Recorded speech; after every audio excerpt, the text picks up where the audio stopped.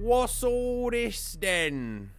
It's 4 minutes past 10. That's what it all is. It is, wow, that, whoa. This is like exactly the same string pattern again. I'm sensing a pattern. I don't know if it, was the previous song the same? Oh, it was just kind of similar. All right. Well, here we are. Hello, everyone. Hi, let's play Mass Effect. Blah, blah, blah, blah, blah. Tell me your mental health out of 10, your physical health out of 10. Do all the things. And most of all, enjoy your time today. It's lovely that we can spend some time together. Tell me how you're feeling. Tell me how your day's been going.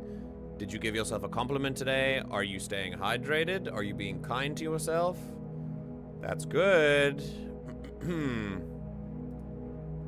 It's raining outside. It's lovely. The skies have opened. It's been very hot recently, so a good bit of rain will do us just fine. Make sure to like the stream if you do like the stream. If you do like the stream, tell me that you like the stream. And then maybe other people can come and see us as well. Because that's always fun. I always like seeing new people. Sometimes they stick around, and then we get new weirdos, and that's always good. I like adding new weirdos to the group, you know? In fact, some weirdos have branched out to other friend groups, which I've noticed, so that's pretty cool. Hello, Raz, Sylv, Kit, Ash, and Duddles in chat as well. I'll say hi to them in a second. I've had a good day. If you missed the morning stream, we played some VR. It was lots of fun. And don't worry, I'm not going to take a long time before I play VR again, because I know there are lots of people who'd like to play with me. So if you are up and if you'd like to play VR with me, I'm always happy to. I've got hot dogs, horseshoes, and hand grenades. I'd love to play that multiplayer. That sounds great. So yeah, very cool. And also, this reminds me, I would like a mod that makes me be able to show my hands. Hand show mod in H3 VR. Because otherwise, I was playing with a shotgun the other day, and just cocking it didn't feel as good. Pumping it, rather. Both of those things just don't sound good, but you know what? It's fine. I sound a little bit softer than usual, I think. Oh, there we go. That's better. Right, well, for everyone who's here, whether you are watching from the VOD, whether you are live in chat, whether you are not, whether you are lurking, or if I'm on in the background, that doesn't matter. It's just lovely that we can spend some time together. So thank you for making me a part of your day. I can't wait to hear how you guys are doing. Kicking myself for all the mistakes I know I did in the entrance exams. Oh boy. I remember we talked about it yesterday, or the day before yesterday in the last stream. I assume you're not feeling great about it. You know what? I think I have just the remedy for you. Because it's been a while since we've done something like the TikTok recap. And there's I'm not gonna talk about it today. I've been kind of waiting for my brain to settle until I can talk about it properly and educate you guys again on you know, situations going on in the world right now. There's been a big development in Palestine, of course, and just things keep going. There doesn't seem to be any sign of a change anytime soon, which does suck, but it's important that we stay educated about it, at least. So once I've kind of figured out how to talk about that, we will talk about it, so don't think I'm, like, hiding from it or anything. But there is something else that I've been meaning to talk to you about, and it's a video here that talks about something called internalized capitalism, which I feel like it's an interesting term. It's not widely accepted. It's mainly just like, you know, how many people have internalized misogyny or internalized racism, internalized homophobia. It's just ways that we live in the world and ways that, you know, we let our biases shine through, things that show our upbringing and our environments and things that have taught us certain things. And I think, Raz, when you were speaking about focusing on mistakes and that sort of stuff, it did remind me of that. So I'm gonna show you that and what it talks about, and we'll talk about that for just a second. And while I talk about internalized capitalism, hello, other humans. Let's go gambling! Yeah. Ooh, there's no Quasar in Mass Effect 3, so you are unlucky, I'm afraid. Yep, I'm afraid there's no Quasar in Mass Effect 3. So Are you good? Did you get it out of your system? One more maybe? Nah. Okay. Aw, dang it. There you go. Very cool. You were waiting for it. I knew. Read like a book. Dados, you chaos gremlin. How were your days? How was everyone's day? What did you do today? I went to the library to pick up a reserved book. I was supposed to return a few books, one of which has its due date the day after tomorrow. Guess what? I forgot those books home. So now I have to go to the library tomorrow again. Nice. Very cool. Good job, Sylph. Yeah. It's okay. It happens. At least you went to the Everyone library. else? That's quite cool. Has Duddles done anything today? Your day's just started, hasn't it? No, I had library. Oh, cool. It's Thursday. The You had the library library's good. today. Okay, cool. So you also did library things. Very cool. Yeah. I had like, what, 3 hours of sleep? And even then I had nightmares, so that was cool. Oh, Jesus. But What did, it was balanced by having a very good library day, so I'm alright. Okay, well that's nice. I'm glad to hear it. Jesus, you should, yeah, take care of yourself tonight then. I boy. foresee a nap in my future. Yes. I foresee me asking for your opinion on something while we're playing, and there's just nothing, and then possibly honk shoe sounds. Chat, this is true. Yes.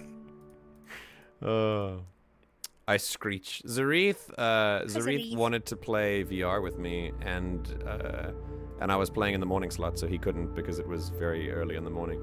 But if you, like I said, if you guys want to play more VR, I'm always down. Maybe I can make it on the one of the other evening slots as well. It's just that we've dedicated it all to Mass Effect so that I can finish it this year, because otherwise it's gonna take a long time to get through Mass Effect 3. That's why they take up all the evening slots. But yeah, we can see. Ash, are you here? Hi, yeah. Hi. Has your day begun? What have you been doing today? Just vibing and been talking to Fly casually about some ESO coincidences. Been talking to Fly casually. Very good. Yeah. Nice. Nice. A Fly has been in the ESO mood with me as well, so I understand. She's been spamming old like logs and shit with me. Yep. We were having a talk about it, and then she started looking through a bunch of old logs, and then she started sending them to me, and apparently now she started sending them to other people. I've seen that on her social media as well. Yeah. Well, Yeah, she messaged me because she was looking through Sea Smoke Discord stuff, and she saw me get tagged in it. I was like, wait. Ash, when were you on the Sea Smoke? Oh, it was a while ago, and I wasn't there for long. Oh, okay. Then it was probably in between me joining, or like before me joining then. Hello, Baron. Maybe, but How are you apparently feeling today? Fly might have some screenshots with my character in them. Damn. That's cool. That's cool as hell. That's always fun when that Yeah. happens. We're going, for anyone in chat who's confused, we're going on a trip down memory lane. We used to play Elder Scrolls Online quite a lot, and we were in big roleplay circles. We've talked about it on stream before, but just for those who are new, yeah, we did. I'm glad you're doing great today, Baron. That's great. Yeah, the roleplay we had was memorable. Okay, so what are we looking at right now? Well, I'm gonna show you on stream, in Discord as well, and you get to see what this is. This is called it. Now, this is not something that I've seen. The word, the phrase "internalized capitalism." I imagine it's. I don't actually know if it's like an official term or if it's just something that someone coined to make sense of what this is. But I've read through this, and I want you to understand that all of these feelings are as a direct result of growing up in a system like this. So because we grow up in this and we see it all the time, it teaches us some things that we consider to be normal.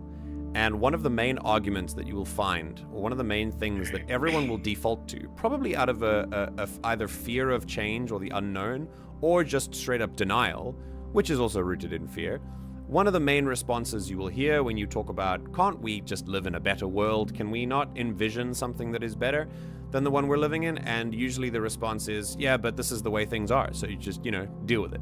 And this is, this is the way humans are naturally. So anything better works in theory, but in practice, humans are greedy. And after that minor pushback, a lot of people feeling quite dejected by that defeatist attitude will go, well, you know what, I guess they're right, and we might as well not change anything then. But if you just give the slightest amount of pushback to that, you will realize that we actually are not taught, we actually are not naturally this way. We were taught this through generations and generations of, for lack of a better word, indoctrination.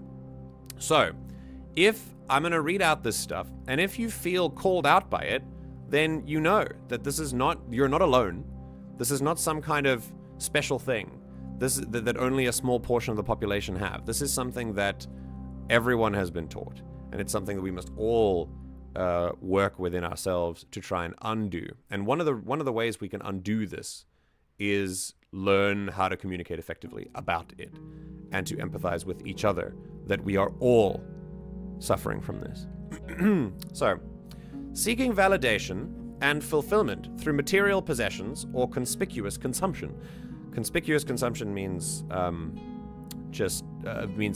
conspicuous means you can see it, and consumption means consuming things. So like wearing flashy jewelry, or having a nice, technology toy like a nice phone or a nice car or a nice TV or things like that. That's conspicuous consumption. Material possessions, obviously things that you can have, things you can possess. You tie self-worth to productivity. Oh my goodness. I would be so rich if I had a little bit of money every time I ran into this within myself. This is something that I struggle with more than a lot of the other stuff on this list. Engaging in cutthroat competition with others in pursuit of personal gain. Now, I take a fairly radical stance on the concept of competition. I know there are some other people, especially here, who believe that healthy competition can exist. I do not. I believe that competition is inherently unhealthy, and under a system like capitalism is inherently toxic as well, and leads to either monopolies in the form of in business or the economy, or in personal relationship, it leads to toxicity within them, because your need for competition will infect and toxify your relationships, and it will infect your own sense of self-worth, because you will constantly be comparing yourself to other people, and you will constantly be holding yourself to a standard that you cannot meet, because there will always be someone, quote unquote, better than you in whichever way you need. So the sooner that we can all learn to stop competing with each other, the sooner we can actually take steps to being happy. Having a deep-seated fear of failure, poverty, or financial instability. Now, this fear is real. Now, this is not made-up stuff. A fear of financial instability in a world that is financially unstable for most of its population is a real fear.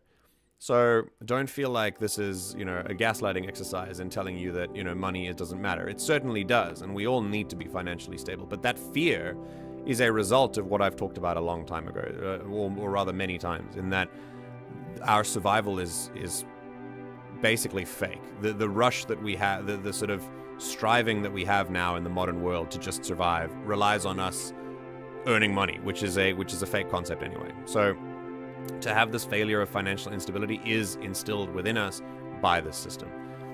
You feel guilty when you are resting or doing nothing. Anyone? Definitely me. It took me. I'm still working on it. I don't think it's ever really going to be gone. I hope that it will be, but it hasn't gone from me yet. And this is something that I struggle with all the time. Pretty much on a daily basis, I have to convince myself that taking a break is fine. Even while I'm taking a break, it's really hard to relax during that time of fun, because it's just like, I got stuff to do, I got shit to work out and stuff. And it's just, it's awful. Just remember, it's not you, it's the world. You are not wrong. The world is wrong, and we are trying to make it better. Okay. Feeling anxious or stressed about not being able to meet societal expectations or financial goals. Yes. Also something that we can think about. Not something that I necessarily need to expand on, But I would imagine societal expectations is like the world's definition of success is very much like have, you know, the very typical sort of like the wife and kids mentality, right? Like you got to have a partner, you got to have 2.3 kids, and you got to have a nice house. And the house is unobtainable for most people now living in the modern world. So what's left, really? And many people are not having kids now, deciding to, because they don't want to raise them in a world that will create these things in the same way that it created within us. So yeah, not being able to meet that when it is being purposefully taken away from you is another contradiction of the system, but it is also a source of anxiety. You find yourself struggling with rest, or you consider rest as being lazy. This is, again, another public service announcement. That there is no such thing as laziness. Being lazy is your brain's way of telling you need to slow down. And even if your brain wants you to slow down a lot for a long time, that's okay. There's a difference between being lazy and engaging in activities that are designed to keep you there and to keep you addicted. For example, various aspects of social media, that is a different conversation. But the concept of being lazy, the concept of your brain needing to de-stress and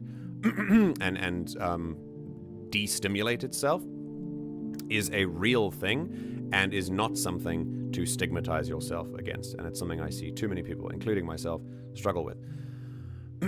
You find yourself blaming individuals for their own financial struggles or social marginalization without considering broader structural factors. We are products of our material conditions. That is a materialist analysis, and you don't have to be a materialist yourself, but blaming people for their own, for not having enough money for things, when really all it takes is to crack open a book to understand that it's not their fault, is part of the brainwashing that we all undergo.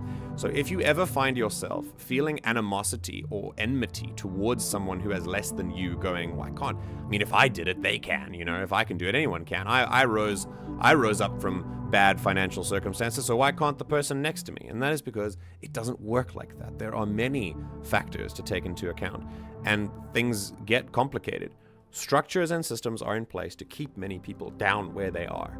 And the sooner we realize that, the sooner we can have greater empathy for those people and help them. Yeah, Baron, you're right. Sometimes being lazy really does feel great. I agree. You often prioritize work over relationships and personal well-being. Okay, it is not inherently wrong to pursue a career or a fulfillment. If you are interested in a career and sort of job-based fulfillment more than you are interested in a personal life and in a relationship, that's fine. But that's not what they're talking about here. They're talking about well-being. First of all, in terms of relationships, human beings are not solitary creatures. We know this. And secondly, well-being is probably your most important thing to strive for as a human. So prioritizing work at the cost of your well-being is a result of that indoctrination. So another thing, you find yourself attempting to monetize everything you do. Oh man, if we haven't talked about this so many times, the moment that anyone is good at anything, the first thing out of someone else's mouth who appraises that person's work is, "Ooh, have you considered doing that as a job? Have you considered like getting paid for that?" The connection that we have where we equate monetizing something with making it an official thing that is worth something, that is of value, is incredibly toxic and something that we should absolutely try and rid ourselves of immediately, as soon as possible.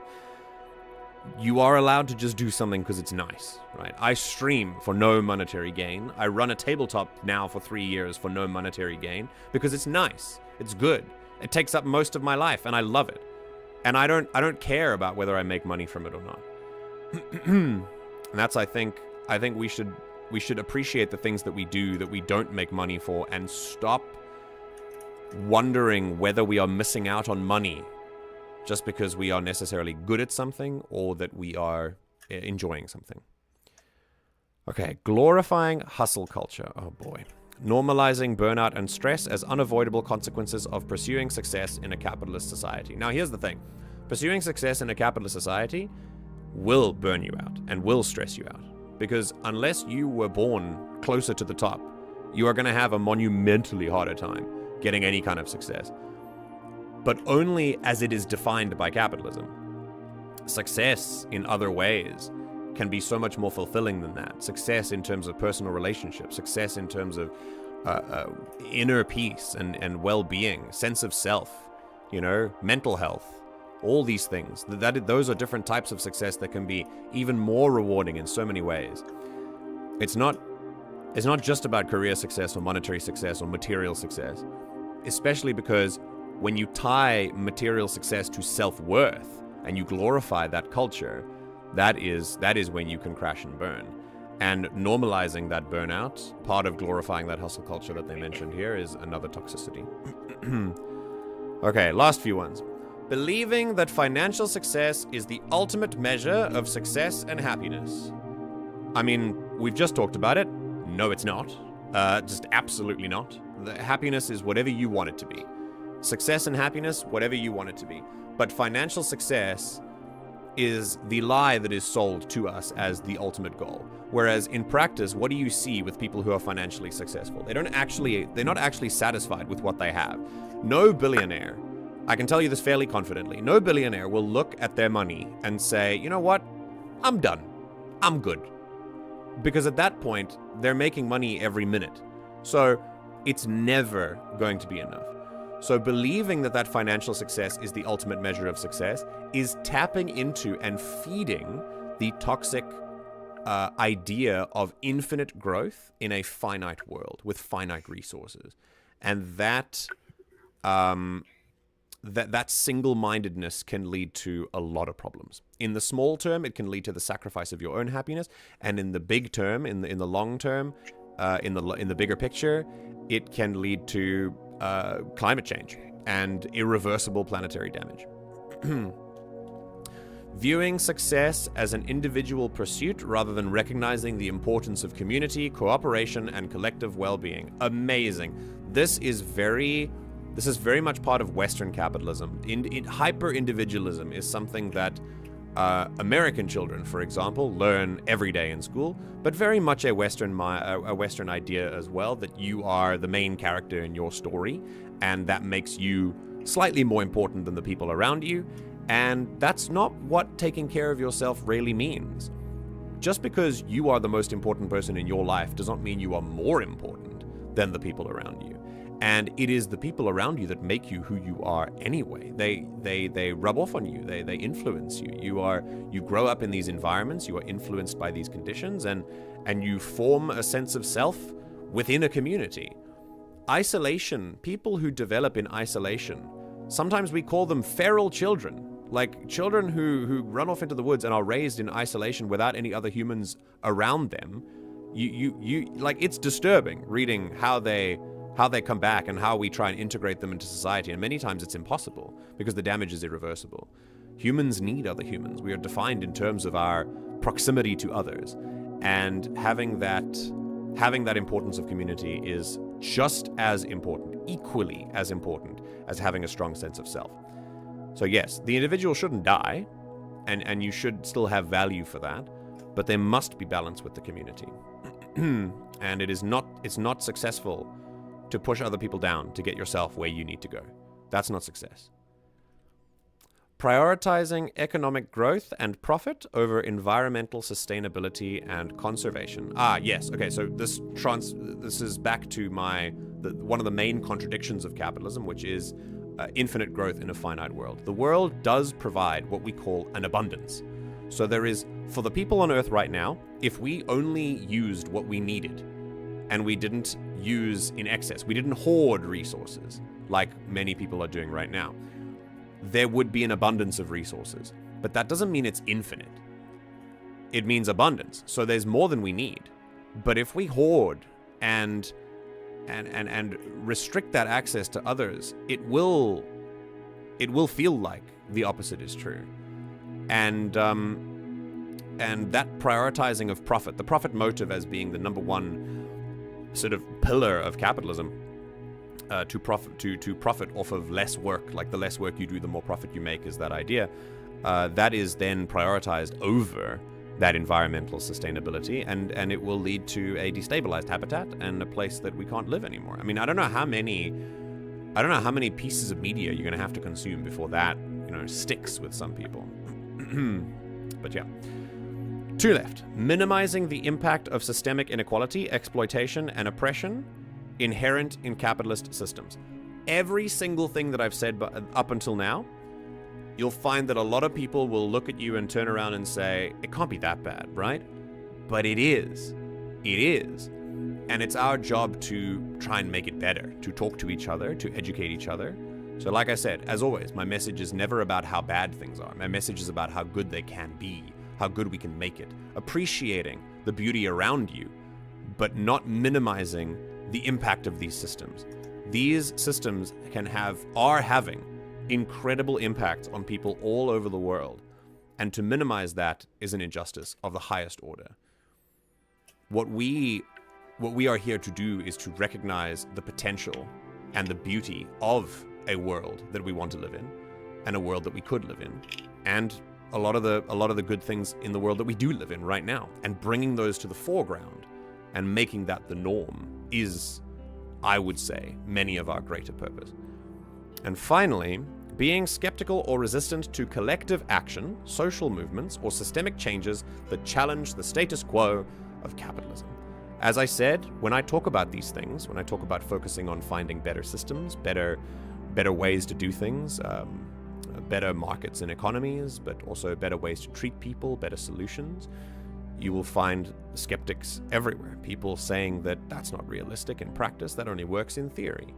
And not only are they wrong, but also that skepticism in itself is part of that propaganda, that systemic indoctrination. So if you do find yourself being skeptical when you see protests against capitalist elements, like a business treating their workers badly, or Hollywood not paying their writers or trying to use AI to replace them, or students protesting the genocide in Gaza, all of these things are pushback against the system, and being resistant to that collective action is something worth thinking about. Ask yourself, why? Why am I feeling like this? And wonder that maybe this mindset was taught to you rather than you believing it inherently. So, with all of these said, I think that 1, 2, 3, 4, 5, 6, 7, 8, 9, 10. Oh god, 11, 12, 13, 14, 15, 16. 16. All of these 16 things representing this internalized kind of capitalism. If you resonated with any of them as something that you struggle with, something that you wrestle with, it's just something to recognize, something to acknowledge, see within yourself, and continue to work on. Often part of the battle, one of the most important parts of the battle is acknowledging the source of problems, the source of instability within yourself, and finding that tranquility, finding that center, finding that sense of self is much easier when you know where it comes from. So, if I spoke to anything that you are struggling with right now, I hope that this helped you understand exactly where it might come from and how we can move forward from it. Because remember, a lot of people, especially people today, we like to get stuck on analyzing problems and not actually doing anything about them. But remember, there is stuff you can do. So don't forget, once you know where it comes from, don't forget to take the steps to actually work on it. And that's the really hard part, but it is worth it for sure. Okay. With this lovely, calm meditation music playing in the background, that was a lovely time. Feel free to communicate any of your thoughts. Bear and I appreciate your input on the situation. If anyone, thanks, Duddles. If anyone has anything more to add about anything that I've talked about, please feel free. This is a collaborative effort. I don't intend for this to be a lecture. So if anyone has any other thoughts, then feel free to communicate. If not, then we shall play some Mass Effect.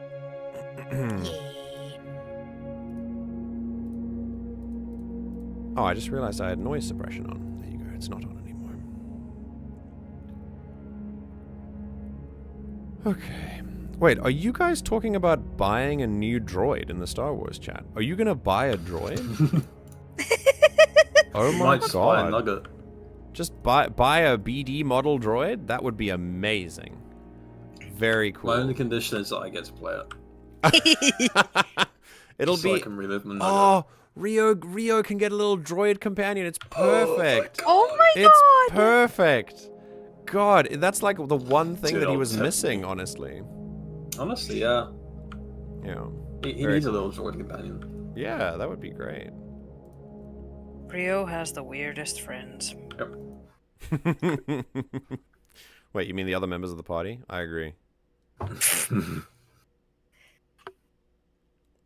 Okay, right. We're here now. We're actually, we're in a different place for this game because the dialogue decided to stretch across the entire stream this time. Hopefully, we will not have a pissing silence this time. We shall see.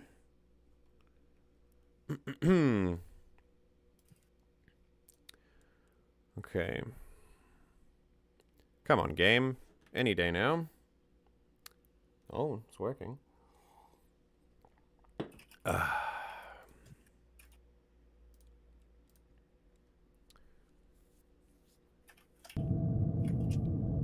Oh, I'm hearing some music. Very good. Very good. Also, yeah, I wonder, those meteors coming down to Earth, those are very likely just Reapers, just entering atmosphere. Like, that's quite wild to think about. And Alfred. wreckage from ships. Oh, yeah, From shipwreck. the orbital defenses and stuff. Hello, Alferg. It is lovely to see you today. Okay, so we are here at the Citadel embassies.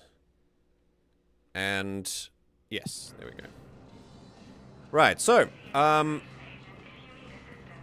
where last we left off, God, there's so many more people than usual on these stations because of Project Variety. This is so cool. Right, so, welcome to the Citadel Embassies. Where last we left off, in episode 1, we began the game. Earth had been invaded. Hold on. Incursions by enemy forces are being reported in Turian colonies. Okay. Fighting is said to have reached. Hello. Oh, is someone else here? Ilium is under Bye. although the assault Oh, never mind. across the galaxy Um, than at Earth. Earth had been invaded Force appears to be the same. by by the Reapers, things that we've been talking about for the past 2 days, past 2 games. They are now here, and they've already almost completely destroyed Batarian space. They are invading all over the galaxy. That's what we think, and Earth was one of the places they hit the hardest, and obviously because Shepard's there. Now that we know that they're here and we need to now fight them, Shepard had to leave Earth, leaving Admiral Anderson behind to stay with the defense, as well as Admiral Hackett as well. And each and other members, crew members of the Normandy, have now moved with Shepard to the Citadel, where we are looking for allies, and hopefully allies we will find by first now being on the Citadel embassies and wanting to go and talk to the Citadel Council, where hopefully they will be able to help us. With that said, the first thing we did do was check in on Caden, who was pretty mortally wounded in the fighting on Mars, which we went to search for information that we could use against the Reapers. While on Mars, we met up with Liara, and through that we found a Prothean artifact that talked about something that could be a powerful weapon to use against the Reapers. So we're analyzing that for a moment, and we'll see what that turns up. For now, let's get to the Citadel and do more exploring. I think today will just be a Citadel episode. I don't think we're going to see much action, but that'll be fine. Okay.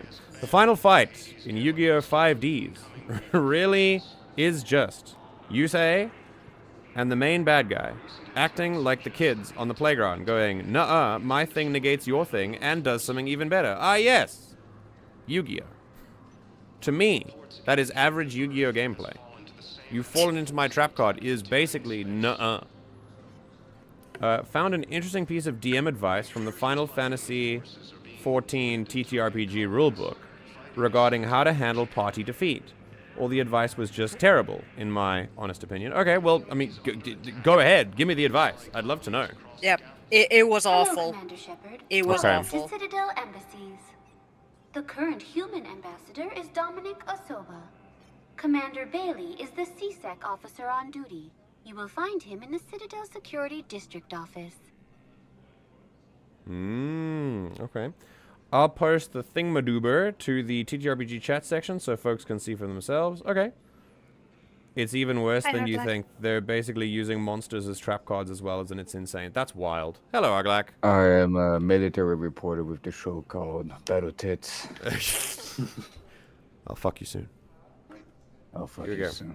Any other important Hello. topics I should know about? The first and last gamer poop of the The stream. Thank you. Normandy is currently docked in D24, which is tagged to your biometrics. Wishful Okay. thinking. Docking Bay E24 has been repurposed into temporary housing to accommodate the recent influx for medical needs. The Presidium Hang on, Commons hang on, have we- been a we did all cultural this. mainstay since the- That's it. Thanks. Please Okay. speak with Alright, we don't need to talk to Avina anymore. Let's listen to some more, like, cool, very long Side NPC conversation. conversations, yeah. They've been definitely a highlight of the last They're stream. good. Please Oh. tell the Primacy that the Vol Protectorate wishes to assist with the Alliance project. Ooh, cool. We had a Prothean obelisk that might have helped. Ooh. Sadly, it was lost in the Shrike Abyssal. Nevertheless, we are committed to helping both the Turian Empire and the Human Alliance. Bro's got a radio voice. I'm gonna go find that. The Shrike Abyssal. Okay. We need to recover the Prothean obelisk and deliver it to him at the Citadel Embassy. You got it, partner. Cool. Okay. Do the side quests. Recent intel Yeah. Very In this important. game, you everything. really have to. Everything you can. Like, I almost want to make a TikTok of me just reenacting the fight and just going a bunch. You should do that. That would be fun. No, forgot to tell him, Jade. I think you know this already. The missions in this game are time locked. Oh, yes. Yeah. I knew that. So there's a bit of stress there. Oh, hello. Perhaps you can help me. I'm looking for my son. But we spoke about this already. I told you about his mission and... Nonsense. I just filled out the paperwork. He's very punctual when he's on the field. He checks in every week. Only he hasn't checked in for a while now. A month. Anyway, I'd like Oh, to boy. file an expedited contact request. Yes, of course, ma'am. But the notes on his file state he's not under a contact ban. Oh, you already looked. How kind of you. I'm just so worried. It's not like him to go quiet for so long. As soon as I get news, ma'am, I'll let you know as soon as I get news. Thank you. You're such a nice young woman. You know, you remind me of my daughter-in-law. Oh, boy. Okay. So, two things. Firstly, we don't know anything about this woman, so I'm not going to assume, but it's possible that she might, you know, when people are getting on, sometimes memories lack a little bit. Sometimes people get, you know, degenerative diseases are not uncommon, especially with age. So that could be a factor here, but mainly it's just denial is a powerful tool, and we are very, very, when the stages of grief, the reason that they go from denial straight into bargaining is because the two are quite heavily interlinked. You try and bargain to reinforce your sense of denial. So that seems to be what's happening here. And it can be very strong. Okay. Hi, where's this? Is this where we're supposed to go? Because, What's the sign? it says CSEC office. Cool. That's Bailey. Okay. Let's go. Oh, Bailey's not here. Except he ain't here. If Bailey was in his office. Okay. Let's look at the map again. So. That is a very relaxed Turian sitting. Oh yeah. Oh yeah. He just chilling. That's great. All right. So 2 is Earth Councilor's office, and 3 is the Spectre office. Ooh, let's go to the Spectre office first. Hey, we're a Spectre. Nice. Okay. Oh, Spectre terminal, Spectre requisitions. We love to see it. And there's the armor locker. Okay, awesome. Anything here? Reassign power bonuses, reassign power, weapon upgrades, war terminal. Okay, I think I might just reassign my powers and stuff. So we'll see. For now, I just want to... Oh, there's a shooting range as well. You can test out all the weapons. That's cool. Okay. Very cool. Alright, so first let's have a look at the Spectre terminal. Welcome. Welcome to the Spectre Information Processing Center. This terminal offers secure information access and support for authorization of covert operations, or requisitions. It is restricted to operatives currently on active duty with special tactics and reconnaissance. Any operation requiring payment can be executed at the terminal nearby, which supports secure and untraceable financial transactions. Cool. Good to know.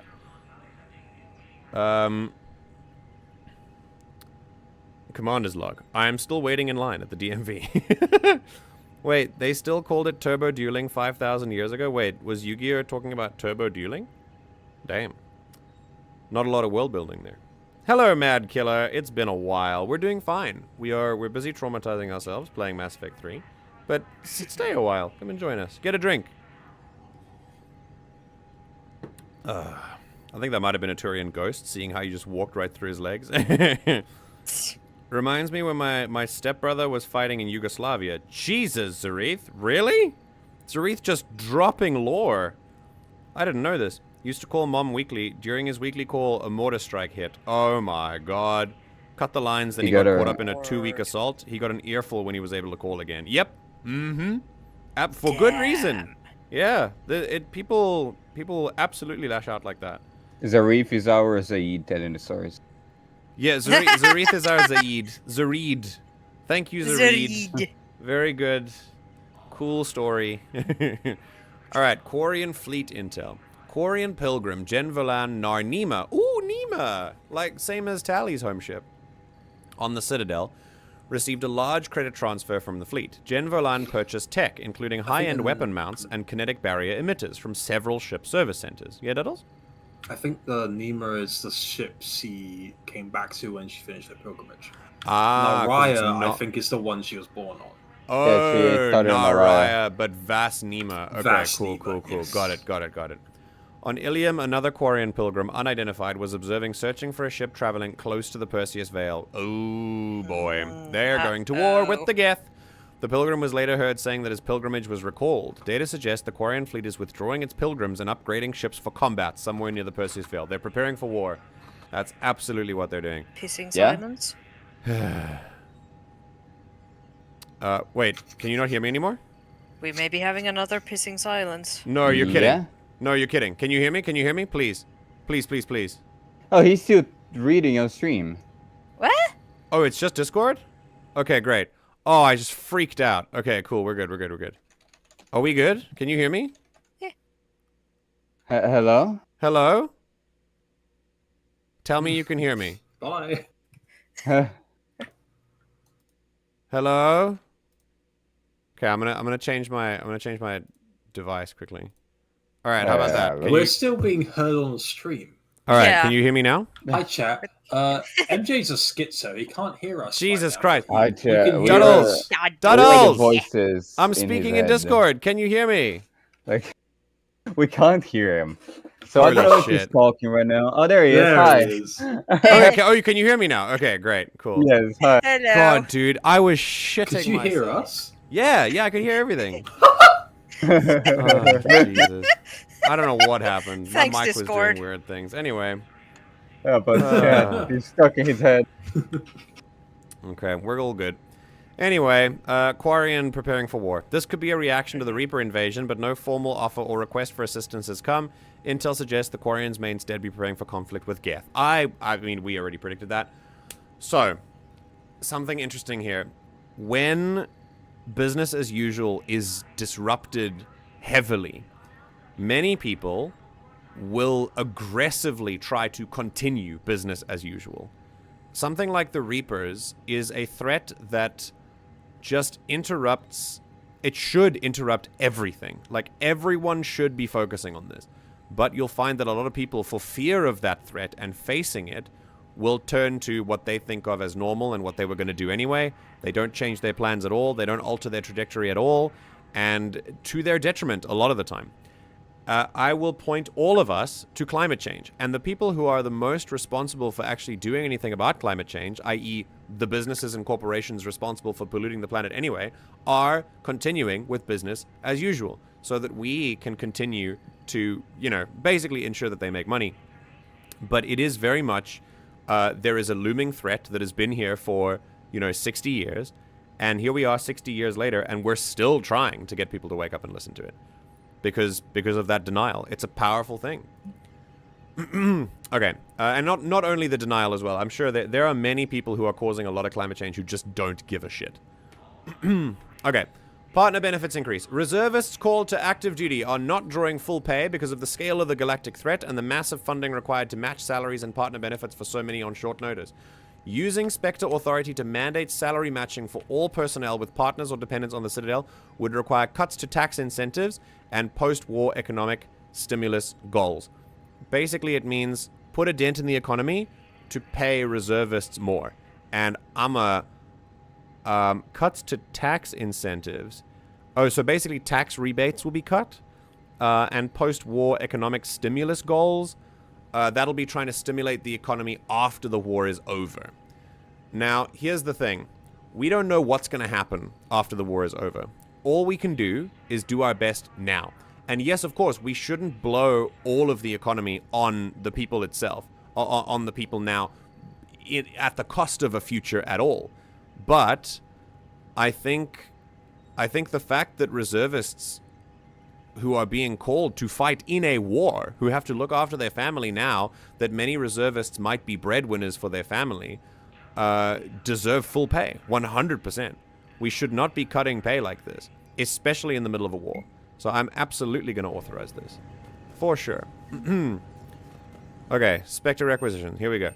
Oh, baby. Okay, the Spectre Widow. Yes, please. The Spectres wanted to reduce the reload time of the original Widow rifle without sacrificing its stopping power. The solution was to increase the number of shots the gun could fire before it needed a fresh thermal clip. Oh my god. Like, can this fire more than one shot before I need to reload? Yeah. Jesus! Heavy for a sniper rifle, the Black Widow's firepower more than compensates for its encumbrance. Brother. Ooh, the Wraith. Ooh, I love this thing. A quick draw shotgun. Very cool. Oh, but the Paladin though. Ugh. Very nice as well. A variant on the con effect.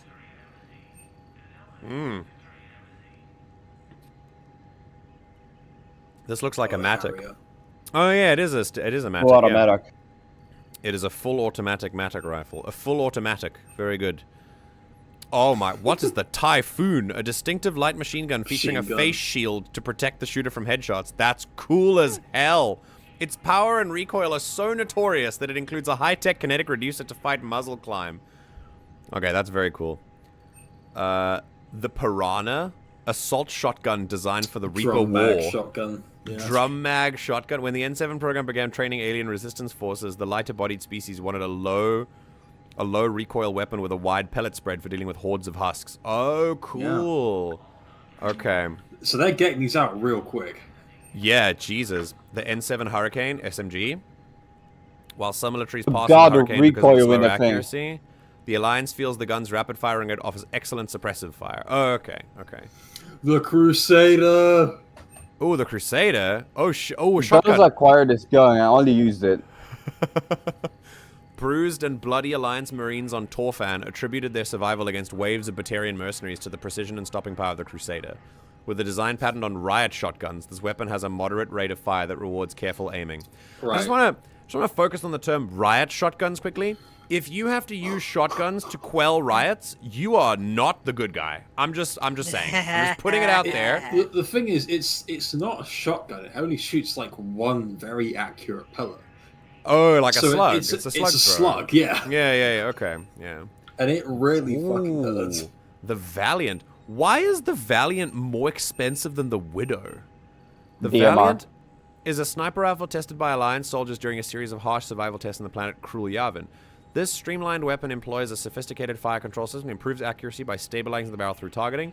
Although this comes at the cost of reduced capacity and rate of fire, most soldiers find the increase in precision and quick reloading time a worthy trade-off. Okay. The Eagle. Nice. We love the Eagle. That's the Phalanx. And the N7 Defender. Ooh, nice. The Defender armor. Variation on the N7 Special Forces. Nice. Okay, Not very infiltrator. MJ. Yeah, the that's suppressor. soldier for sure. Ooh, what is this? Whoa! Yep. Yo, a silenced pistol? Damn! A Its silenced damage is hand actually really cannon. good, by the way. Jesus. Okay. The suppressor is like a features truck built-in from what I integral remember. sound moderation that reduces noise and muzzle flash. Civilian variants are considered legal but can be found in some states. Hell yeah, dude. The Lancer is an upgraded Avenger. Very it, nice. And They the put the Lancer. Citadel weapons in Wait, the why are there? Spectre store. Interesting. Oh? Wait a minute. Because Why? usually, Why are these? Because It's the same. It's I the same don't know, gun. but both of these guns you usually get in the the Citadel DLC, but they made the mod probably made it available to be bought in Spectre requisitions. Oh, okay, great. yeah, which is nice. I like that. Whoa. It does not need heat sinks. Instead, utilizing It's weapon a- heat generation.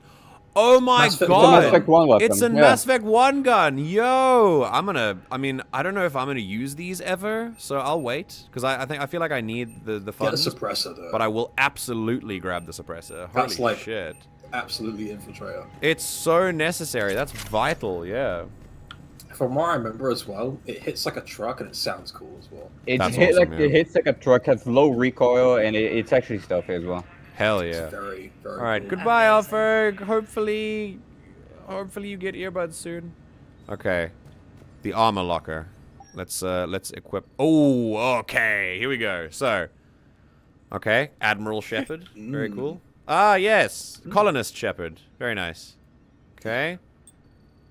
Ooh, that's okay. Dan Shepard. Holy pretty shit. cool. Wait, hang on. Rotate a little Holy bit. Oh, fuck. the hoodie. Wait, what? Rotate. Get stopped. Dang. Oh, what? Why? Oh, wait, Not it's covered by my camera. You can't, Oh. chat can't see the cake. Chat can't see the cake. Wah! All right, there you go. There you go. Enjoy. There you go. Censored. All right, have that. Oh, dang it. All right. Oh, the hoodie. We love the hoodie. Very good. Evening dress. Nice. Another evening dress. Same as. See this one. That's the doctor one. Yeah, it doesn't have any Cerberus colors anymore. Thank God. Okay. If I'm honest, I think this is pretty cool. I do like that this one. Yeah, absolutely. Okay, and then armor set. Oh, the Cerberus. I could still put on Cerberus armor. Oh yeah, God let's damn. walk around in Cerberus armor. Great idea. Yes, Ooh, Alliance. that's gonna go well. Ooh, Alliance gorilla armor. Damn. Very That's cool. sick. Awesome. Look at the health boost bonus. Yeah, Jesus, dude, how much health do I need? Okay, N7 breather, N7 clear breather. I think, yeah, I'm happy with this one. I like this one. Pretty sure there's Project Variety adding variations of the same helmet. Oh, nice. Okay, we're going with Casa Fabrications. The nipple armor. Yeah, we got the nipple armor, and Turns. then The arms we can Xavier have. Renegade Angel armor. Anyway, yeah. Ariake, gotta have those. Okay. Oh, material. Ooh, shiny, shiny, shiny, shiny and new. I love the customization free. Yeah. Oh, the pattern colors. Yeah, I remember this. You can customize the lights, boy. Okay. Oh yeah. Yeah, we're going stripes, and then to be quite honest with you, without all the upgrades that we have, I genuinely think that this might be fun to roll with for a little bit, just until we get like better stuff. Because I mean, look at that. That's cool. Alliance gorilla armor. Hell yeah, dude. Yeah, I think I'm gonna go with that. Designed for treacherous war zones. Hell yeah. Yeah, sure. Okay. Here's my there's my outfit. This is very nice. I love it.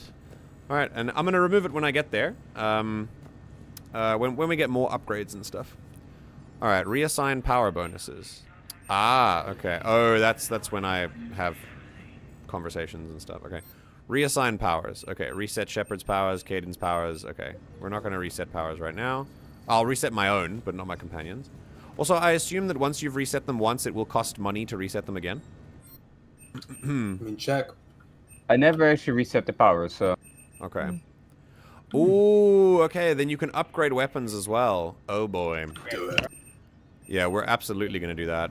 Okay, and then the war terminal. Okay, this is where you can see your war assets. The people, there you weapons, armies, and fleets that you can are your war assets. The overall readiness of the galaxy determines how effectively the assets will perform for the final battle.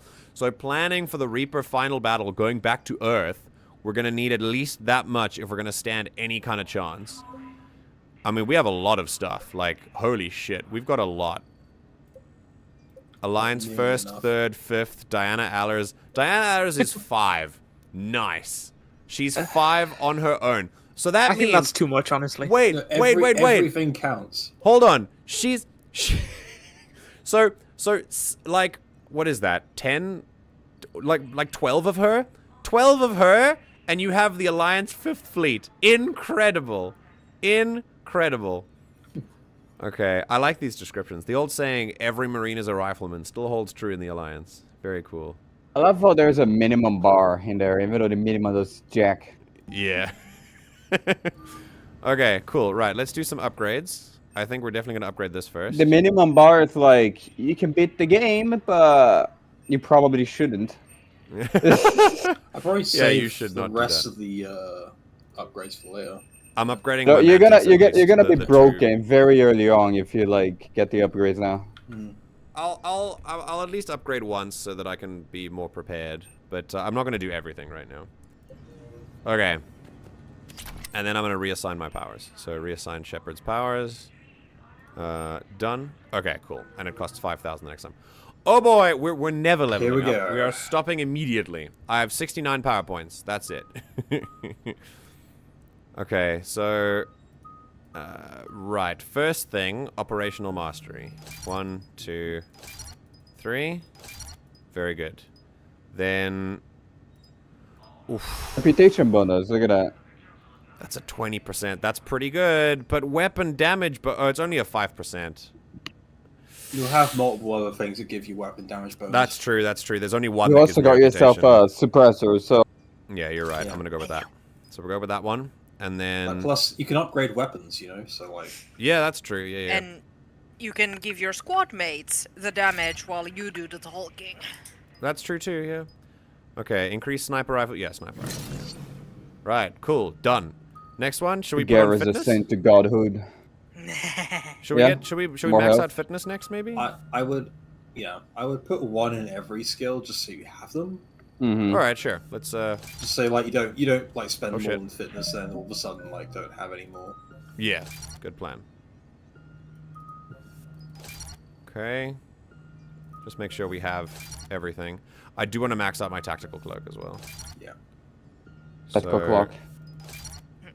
So probably max out fitness and then tactical cloak, and the rest can be leveled up. Yeah, okay. All right. Fitness. Okay, what are we doing? Melee damage. Yeah. Okay, then... You're kind of a squishy infiltrator, so I'd be careful with your health. That's true. I should probably get a bit of a bonus, maybe. I'll get some... Ooh. The next one. There you go, yeah. Yeah, there's one there. Increase melee damage by 75% for 30 seconds when an enemy is killed by heavy melee.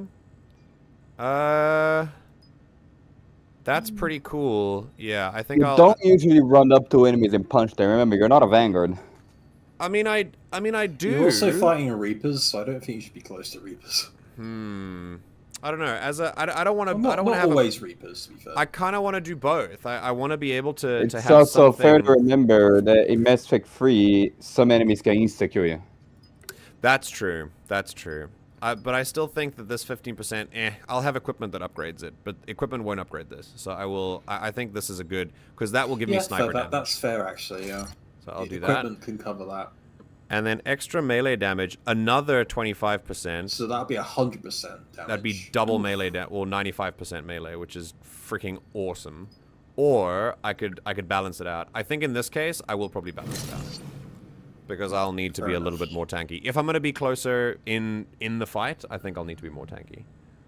And 75% bonus is still perfectly sufficient. So I think You're low on points. You may want to like distribute things evenly out. Yeah, let's go with. Say bump up tactical cloak. Let's put rank 2 on everything first, and then we'll bump up the rest in tactical cloak. Okay. Oh yeah, yeah, we're running low. That's fine. I do like to be balanced. Okay, cool. Tactical cloak. Right, and then power duration or damage bonus? Absolutely damage bonus. You're kidding. Okay, and then yeah. Okay. And you're up. Cool. This is a good spread. I like this. I think the ammo is fine. I think we'll go for ammo next because disruptor ammo like stuns people and stuff. What's and the then next tactical cloak upgrades? Recharge speed or melee damage. I think I'll do the melee damage one. Yeah. And then I do love it when Shepard spreads herself out. And then this nice, cool, good to know. And then the sniper rifle damage as well. So I can be both a sniper and a melee infiltrator, which is nice. Yeah. All right, let's do a save. Great. Okay, done all those things. I want to quickly assign my weapons in there. Range, yeah. Let's try it out. Oh yeah, I do. Oh, cool. Look at that. Oh. Okay, so that. Okay. Just a second. Let's head to the weapon bench. All right. Oh, new stuff. Shotguns. Mm-hmm. I like the weapon like loadout system as well, like how it affects like power recharge. I love this so much. Oh, my baby. I think I might need to played through the game as an adept that only had a like a very light pistol. Oh, nice. Oh, extended barrel. Nice. And then... Oh, there. Speeds, perception, and then enhancing aim. That's nice. That's a little bit of slow-mo when I aim in. Regard carbine, my beloved. Can't do that, unfortunately. No mods. Okay. That's okay. We got silence. I think I'm just going to run with a pistol and a sniper. Yes. Okay, target control. Oh, boy. No, get back there. Get back there. Long-range target. Wait. Long-range target. Oh. Ah, that resets. Okay, sick. Does that go all the way back? Yeah. Boom. Okay. Feels good. Feels good. You got a lot of my health and shields though, look. Oh, yeah. Look at that. Nice. Okay. It kills them no matter what. Very cool. Mm-hmm. Okay, and then let's have a look at this one. Let's go medium range. Oh. Oh. Medium range. Oh! Oh my god, the sound! Yeah. Oh my sweet lord. Gun. That's beautiful. I love that. Alright, I will be using this and nothing else for the rest of the game. Thank you. Oh, that's awesome. It's kind of nice that the mod gives you it now, because like Citadel's best save till like very close to the end. Yeah. So like you get Citadel for the rest of the game. Citadel's best save until like pre-end game. Unlike Arrival, it's like the reverse, it's like before the end. Yeah. Okay. Oh, you mean the DLC, the Citadel DLC? Yes. News terminal. We have already read this. Okay. The best DLC in MB3. It's time to talk to Udina. Of course, the game would find a way to put him in my path instead of Anderson, even though we chose Anderson to be on the council. Anderson is fighting on the Earth. I know, but still, I hate that it's him. I hate him so much. It would be anyone else. I'd take Donovan Cock over Chancellor Udina. You think he's Cock? Okay. Councilor Udina said you'd be coming. If you'll follow me, the council is already in session. Oh boy. Watch them tell me no help for you. Oh, we've been here before. Lovely little flashback to Mass Effect 1. Happens around the same time. Oh, this is... Councillor. Yes, I know. Not in this alone. But Earth was the first Council world hit. By all reports, it faces the brunt of the attack. By your reports. Jesus. The reports are accurate. Earth was attacked by the Reapers.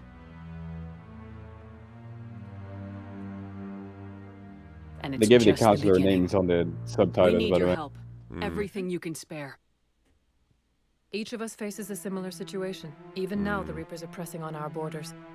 If we lend you our strength to help Earth, our own worlds will fall. We must fight this enemy together. And so we should just follow you to Earth? Even if we were to unite our fleets, do you really believe we could defeat the Reapers? I don't expect you to follow me without a plan. Councilors, we have that plan. A blueprint, created by the Protheans during their war with the Reapers. A blueprint for what? We're still piecing it together. But it appears to be a weapon of some sort. Capable of destroying the Reapers? So it would seem. The scale is... It would be a colossal undertaking. No. I forwarded the plans to Admiral Hackett. The remnants of the human fleet are already gathering resources to begin construction. Our initial calculations suggest it is very feasible to build. If we work together. Have you considered that the Reapers destroyed the Protheans? What good did this weapon do? It was incomplete. There was a missing component, here. Something referred to only as the Catalyst. Okay. But they ran out of time before they could finish building it. Do you really believe this can stop the Reapers?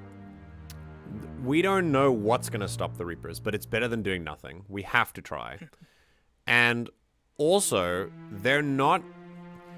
It's this sort of combination is... It's very... again, much like in Mass Effect 1, the Council are being very, like, understandable here. They're each trying to look after their own worlds. The problem is, if you split your forces, the Reapers will kill us all. We have to be united in a push. We have to focus on this project if we're going to stand a chance. And that means sacrificing home worlds. But for the Council to be like, why does it have to be our home worlds that we sacrifice? Why do we all have to converge on Earth? Just for, like, humans. And that's a fair point. We could converge on Palaven for the Turians or Thessia for the Osari. Like, it doesn't just have to be Earth. Just because Earth was the first hit. If we can gather whatever this is on another world, we should try that too. But yeah, I think for Udina to be like... Udina's obviously, you know, he's a dick. He's after it for his own, like, political clout, even within the Reaper War. But he's obviously going to be like, no, humans are obviously more important, and he will say we should gather around Earth. But it is completely fair for the other council members to be like, why not other places? And yeah, I think I think it's fair. However, we are going to have to choose a place to meet, and it might as well be Earth than anywhere else because, you know, why not? Like, it's an equal chance of success, like, no matter the planet that we fight on, you know. As long as we can get this done, which we should try and do. Yes, of course it must be Earth because humanity über alles. Exactly. That's the point that is being raised here. Liara believes it can work, and so do I. And while I haven't always agreed with Udina, he's right about this. We need to stand together, now more than ever. Yeah, that's true. The Reapers won't stop at Earth. They'll destroy every organic being in the galaxy if we don't find a way to stop them. Come on. The cruel and unfortunate truth is that while the Reapers focus on Earth, we can prepare and regroup. We are convening a summit amongst our species. If we can manage orders, we may once again consider aiding you. I'm sorry, Commander. That is the best we can do. Damn. That Shepard, is rough. Are we surprised? Me in my office. I mean, it's fair enough, honestly. Not at all. That's an offer of support. I'll be digging up what I can on this Prothean device, So what Shepard. cup size do you think Liara is? Jesus Christ. I'm just wondering. They're a bunch of self-concerned jackasses, Shepard. And you're not? How about you? Scared. We may They're have a just spot scared. in the council, but humanity will always be considered second-rate. Brother. As if. How can they be so blind? Oh, Jesus. Come on, Shepard, They're relax. scared, and they're looking out for themselves. Yeah. Yes. Our people are scared, and we are looking out for them the best we know. Oh, look who it is. Councillor? Commander, I can't give you what you need, but I can tell you how to get it. That's a cool-looking Turian. I'm listening. Thank you. Primarch the Alright, it called is the war the summit, Chad. but we lost contact with him when the Reapers hit Palaven. Ah, yes. Those meetings won't proceed without him. The Normandy is one of the few ships that can extract Primarch Fedorian undetected. Oh, boy. He's a bitch, but he's one of the only ones that actually step up to say something. Right, Yeah, so he specifically came over to be like, hey, yeah. do this for us and we can help you. So this is a big move. All right, so let me reiterate. When you have a civilization or a series of civilizations that is built like this, that is built based on, in many ways, a might makes right type of system. I'm not saying that the galactic, like the Citadel Council, is fascist. I'm saying that they are very much like military strength is one of their greatest pillars. And if you don't have that, you don't have as much value on the council, which is wild because there's so much more that makes a galactic community. And now that the Reapers are here, because they have that hyper individualism has bitten them in the ass because of how they've chosen to prioritize things. And now everyone is kind of splintering as the Reapers want them to, because that's exactly what they want. So absolutely, Udina's right that we must band together if we're going to make it out. But the council, yeah, Udina's also right. I can't believe he's right twice. That's wild. You know, broken clocks, blah, blah, blah. A broken clock is right twice a day, if you haven't heard that expression before. But there are still, like, he is also right in terms of them being scared. But I don't think that we should treat them with anger. I think it's natural and normal, and empathy is the key here. They are scared, just like we are. We're approaching them because Shepard is just a little pissed because she's been trying to ward him for a fuck ton of time now. Absolutely. It's been 2 years. They've been faced with a literal Reaper, and they're only now starting to get their asses into gear. And that's very frustrating. And yeah, of course, hold them accountable for that. But I think in this moment, also understanding that the sheer terror of facing a threat like this is worth considering. Having said that, they've had multiple chances to prepare, and they've failed because their fear kept them like that. And that is something that we can hold them accountable for, and that is something that we can be frustrated at them for. So yeah, absolutely. It's kind of both. Still, them saying that while the Reapers attack Earth, they have time to regroup, I think is a misstep on the Council's part. As much as they believe it might be a fair tactic, not only is it really cruel and pretty ruthless. Exactly what the Reapers want. But it's also exactly what the Reapers want, and it's tactically wrong, because the Reapers are already hitting Palaven and Thessia, and they're already converging. There are more Reapers than you think there are, and just one Reaper took like combined fleets to even have a chance at taking it out. Now there are armies of them. There's no ways. There's no ways that that they think that the Reapers are focused on Earth. They're focused everywhere. So yeah, I think it is just a huge tactical blunder, but it does come from an understandable place. Yeah, we're not going to punish him for opening up to us. This is a moment where we can really start to work with someone, and when someone comes to you with it's already rare for the council to just come to you instead of you coming to them. So absolutely, yeah. I think and this is good for anyone, if anyone comes to you, if they have a history of being like aloof or maybe difficult to talk to, and they take some time to open up to you, if you respond with, well, it's about time or something like that, that is punishing them for opening up to you, and it really can hurt trust. So we are going to absolutely, be open with this person. Do not punish behavior you wish to see. Absolutely. It's so far you've only explained how I can help you. Sorry. It might seem that way, but the leaders of this summit will be the ones deciding our future, the fate of our fleets, where they fight, and with whom. A grateful Primarch would be a tremendous ally in your bid to unite us. Okay. We're at war, and you want me to play politician? We have to. If it gets you what you need, what does it matter? I get that's super frustrating for Shepard. Intelligence says that the Primarch was moved to a base on Palaven's largest moon. I've done all I can to help. The rest is up to you. Fair enough. It's better than nothing. There is one other thing. The Council wanted me to tell you. We've chosen to uphold your Spectre status. Yeah. We noticed already. Various resources will be made available to you. Too late. Good day. I already have my silence pistol. That went well. It's a start. I'll talk to the others in the meantime. See if we can support this summit. Move things along. Thanks. We have to understand how people work. And I'm not just talking humans, just people in... Because these aliens were written by people, so they have that personal, like, the human condition within them. Shepard is very frustrated, and for very good reason, why she feels like she now has to be political about this and play at these alliances and things. But you have to. This is how people work. People want to know that they're going to be looked after, and they want to know that they can rely on you. This is part of putting your money where your mouth is and showing up for people so that they know that so that they feel like they can show up for you.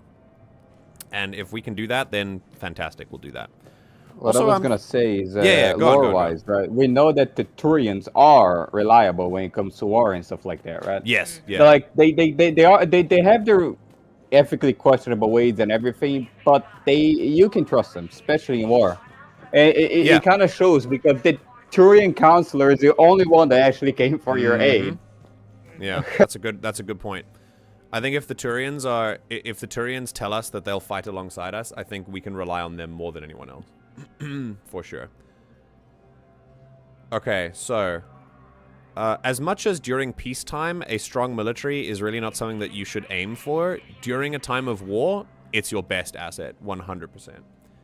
I mean, other than your diplomatic corps, but Reapers can't be, reasoned with, so it doesn't matter. Yeah. I'm also very surprised Udina has not been more hostile to us, but let's talk to him and see. The Council. You saved their lives. And for what? Apologies that boil down to maybe later. If we don't figure out something, maybe later will be an epitaph on a mass grave of 11 billion. Damn, that's a line. I know what I'm gonna do. What are you gonna do? Humanity has created some goodwill in the galaxy. Now we cash in our chips. I will get what funding I can, what materials I can, and spread the message. Help the humans, help yourselves. I'll institute a draft in our colonies and order all civilian ships armed. Oof. Work on the Prothean device will be around the clock. Wild.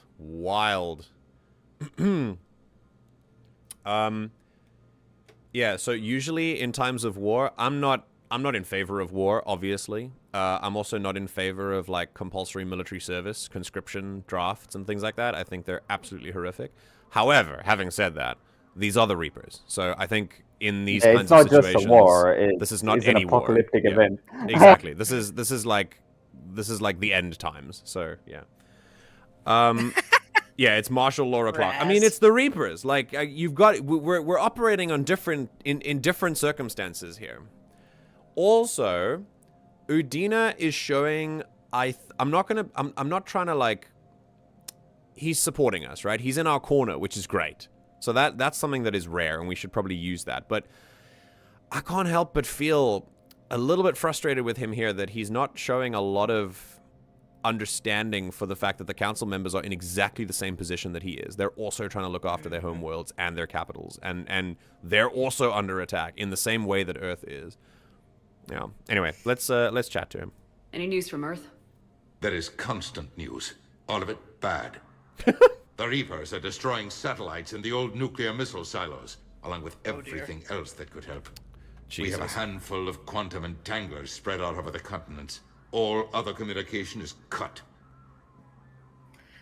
Udina's way of speaking is very curious. Like the cadence of his voice is really interesting. He speaks very much like this, and it's all very pronounced, and he takes breaks between 2 or 3 words at a time.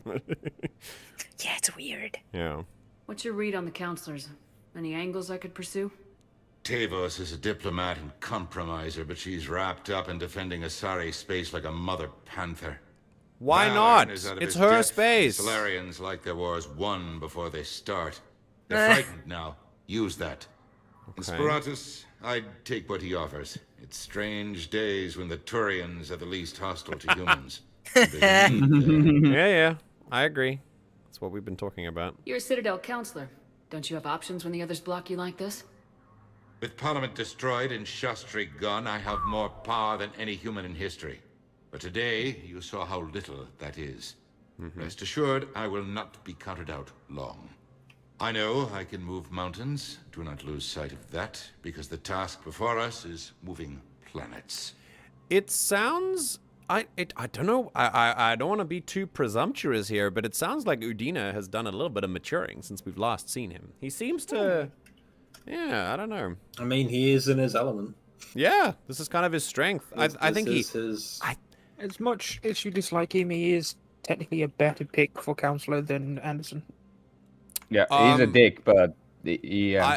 I picked Anderson every time in Mass Effect 1. I mean, Same. In normal times, Udina is absolutely not what people need. He's 100% a human supremacist, and I think he's also. But I think in this situation, you need someone like Anderson on the home front. Yeah. Shoring up people, and you need someone like Udina to get shit done. Yeah.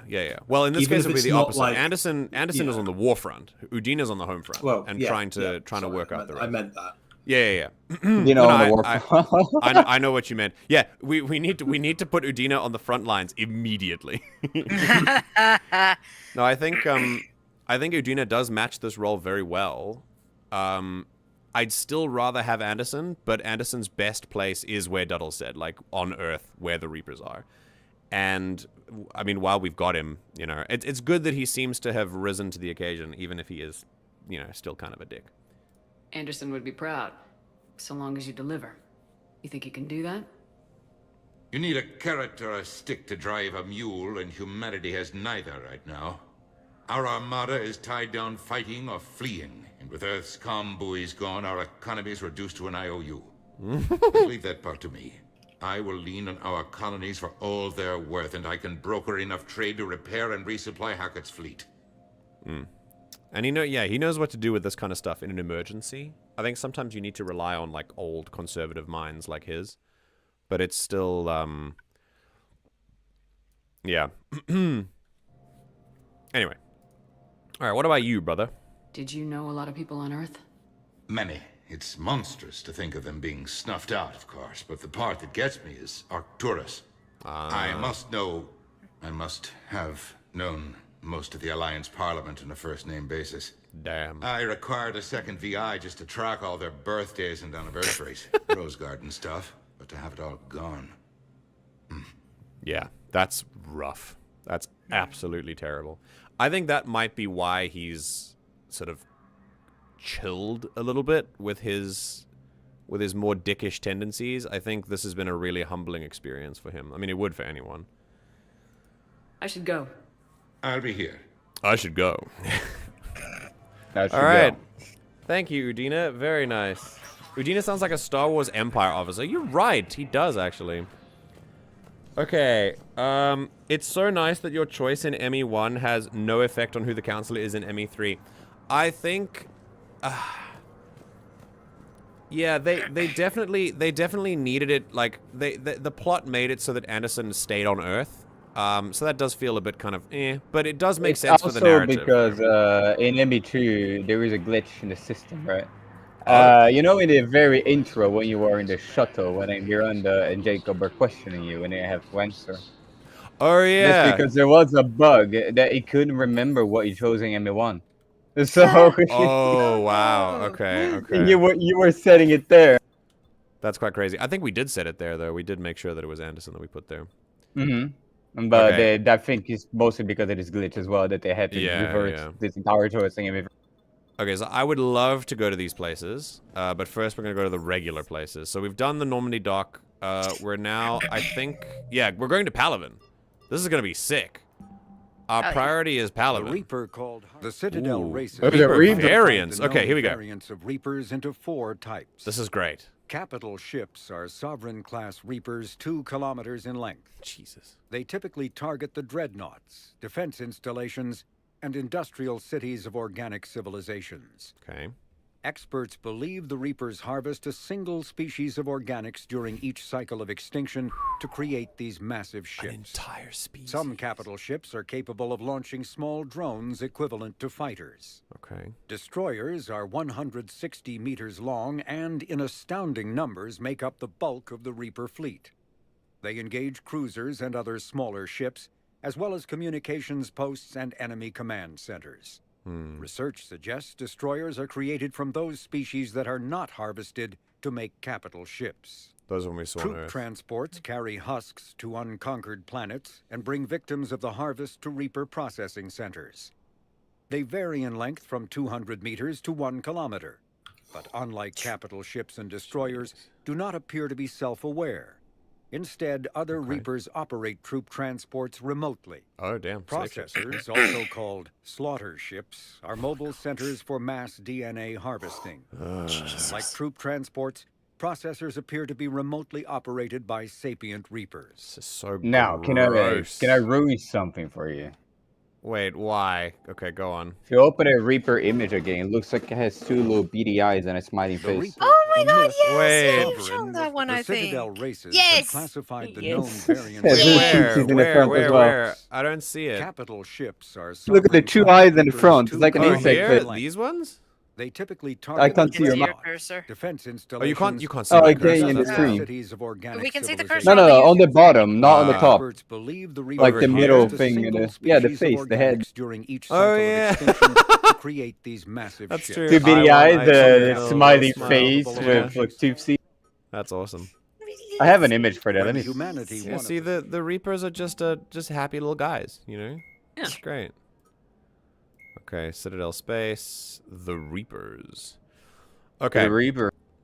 The Reapers are technologically superior to the organic species of the galaxy, but the degree of that superiority is a matter of debate in the intelligence community.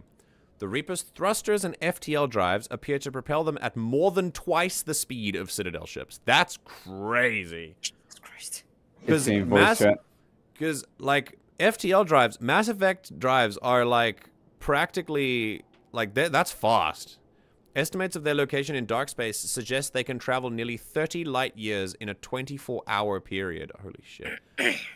Reaper power sources seem to violate known physical laws. Cool. Reapers usually destroy fuel infrastructure rather than attempting to capture it intact, indicating that Reapers do not require organic species energy supplies.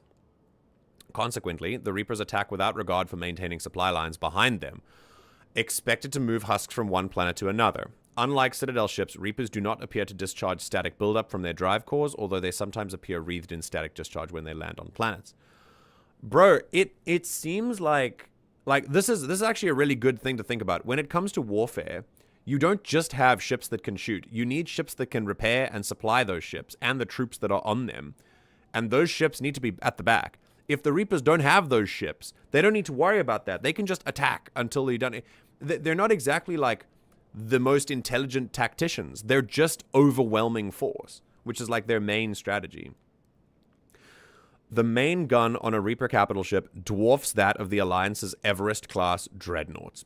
No dreadnought has yet survived a direct hit from the weapon. Estimates put its destructive power anywhere from 132 to 454 kilotons of TNT. Even if the target is hardened, as in the case of a surface-based missile silo, the gun can instead bury the target beneath molten metal. Precise targeting computers and correctors also give Reaper weapons a longer effective range than Organic's dreadnoughts or cruisers. Crazy. The kinetic barriers on a Reaper capital ship can shrug off the firepower of a small fleet. Weapons specifically designed to overcome shields, such as the Javelin, Guardian lasers, or the Thanix series, can bypass the barriers to some degree. The difficulty is getting close enough to use them. The surface-mounted weaponry on Reaper ships, similar in principle to Guardian, presents an effective defense against organic species freighters. Wild, man. Absolutely wild. It's a good job. The Normandy has a Thanix cannon. Yeah. Yeah, that's good. Alright, so we've done the Normandy dock. We've been to the Memorial Hospital. Let's go to the holding area. Let's look at the refugee place. Granted, Udina seems like he's ruthless enough to get shit done. Yeah, I think he can. I have enough faith in him for that, at least. He just might not be very nice while he's doing it. And I also think, oh, notice he's aged a lot. Like a lot. He did not look that old when we last saw him. Okay. What are those things to people? Oh. Oh, here we go. Friends to move their ship out of the docking bay. Wait, please. My family's on board. Just let them land. I'll pay. This isn't about money. The wards are already at capacity for refugees. There's just no room. You let Asari in here earlier. That's back when we had space. Where Yeah, is it's my not a family matter of supposed to species. go? I don't know, all right. But they can't land here. Incursions by enemy forces are being reported in Turian colonies. This is rough.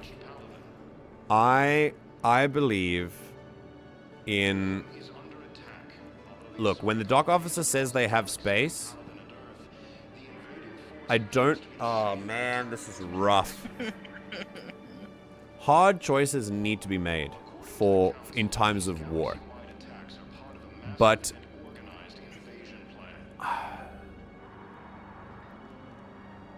I don't... Like, turning people away seems worse. I feel like we could just... I feel like something could be done, theoretically. The problem is, look at that line. Like, that's a lot of other people who also are going to need to come in. And I... You support him, other people are going to be like, hey, no, we support the other one, why not us? Yeah, exactly. Yeah. Also, the fact is he's a human, and I feel like I feel like that's also what we're looking at as well. And the Turian didn't sound like she was being dickish as well. She doesn't sound like it sounds like her. It sounds like her hands are tied. Yeah. Oh man, dude, I just kind of want to. I feel like we can just make space. We should be able to. I think a lot of people. When we look at systems, right? Systems of accepting refugees, a lot of them are woefully underfunded and under-equipped to handle the amount of refugees. But that's not the fault of the refugees. And I think turning them away in their time of need is going to do more long-term damage. Even if accepting them now would lead to a little bit more strain on the system, then allocate more funds to the system. I'm not blaming this dock officer for like, I'm not saying the dock officer is bad. I'm going more structural with it because I feel we should always go more structurally with things. It's never going to be this person's fault. But then where are they going to go? You know, they're just going to die? I don't think we can turn people away. I think when we start to turn people away, I don't know if we should, like, trade lives. This is rough. I'm gonna support the refugee here just because I think turning people away is not a price I'm willing to pay.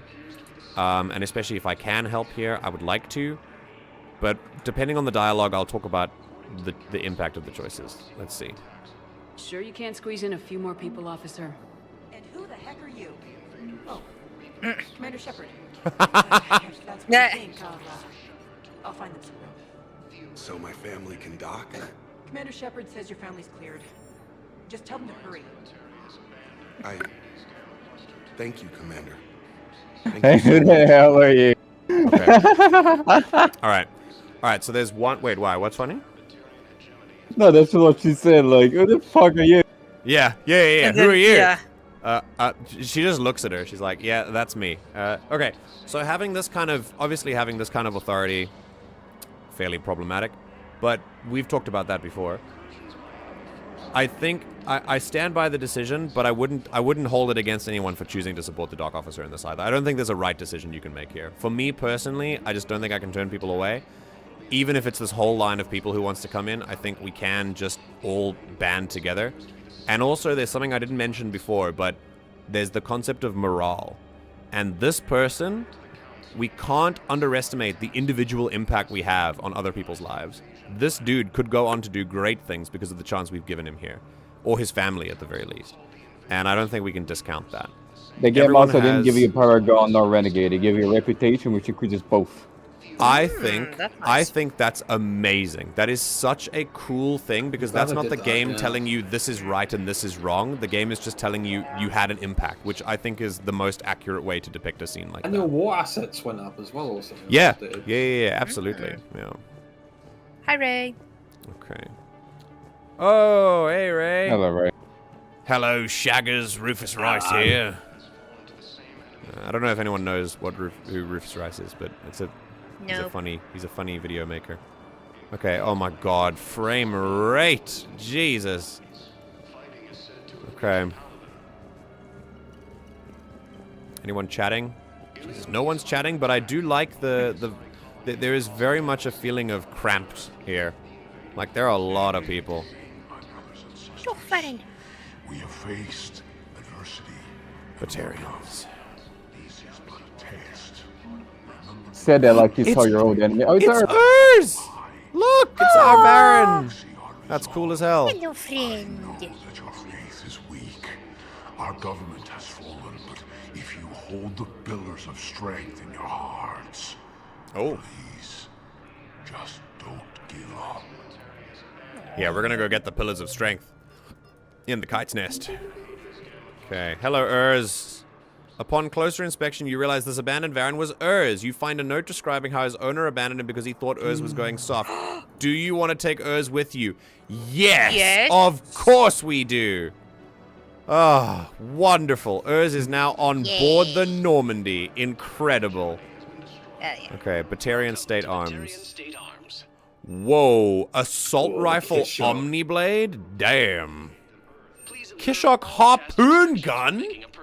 Not my favorite, but it's decent.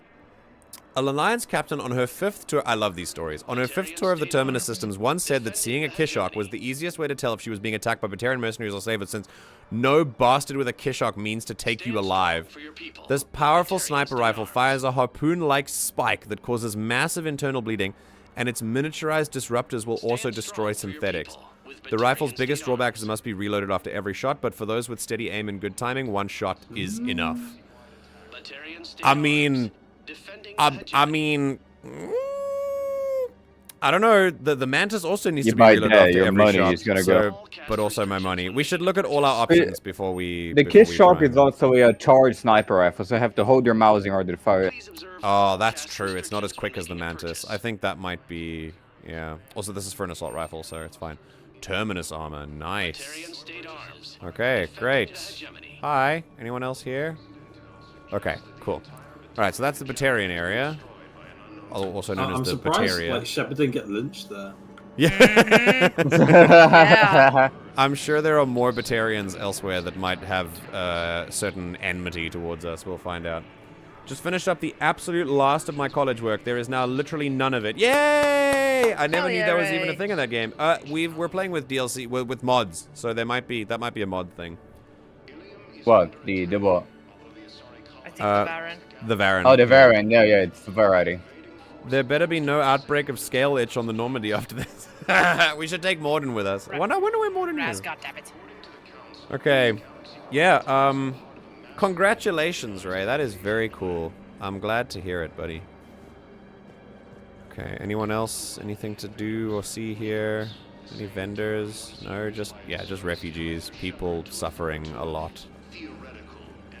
Any more conversations? Shame you're gonna be missing a very funny quest in this game. God damn, there's so many. Wait, why?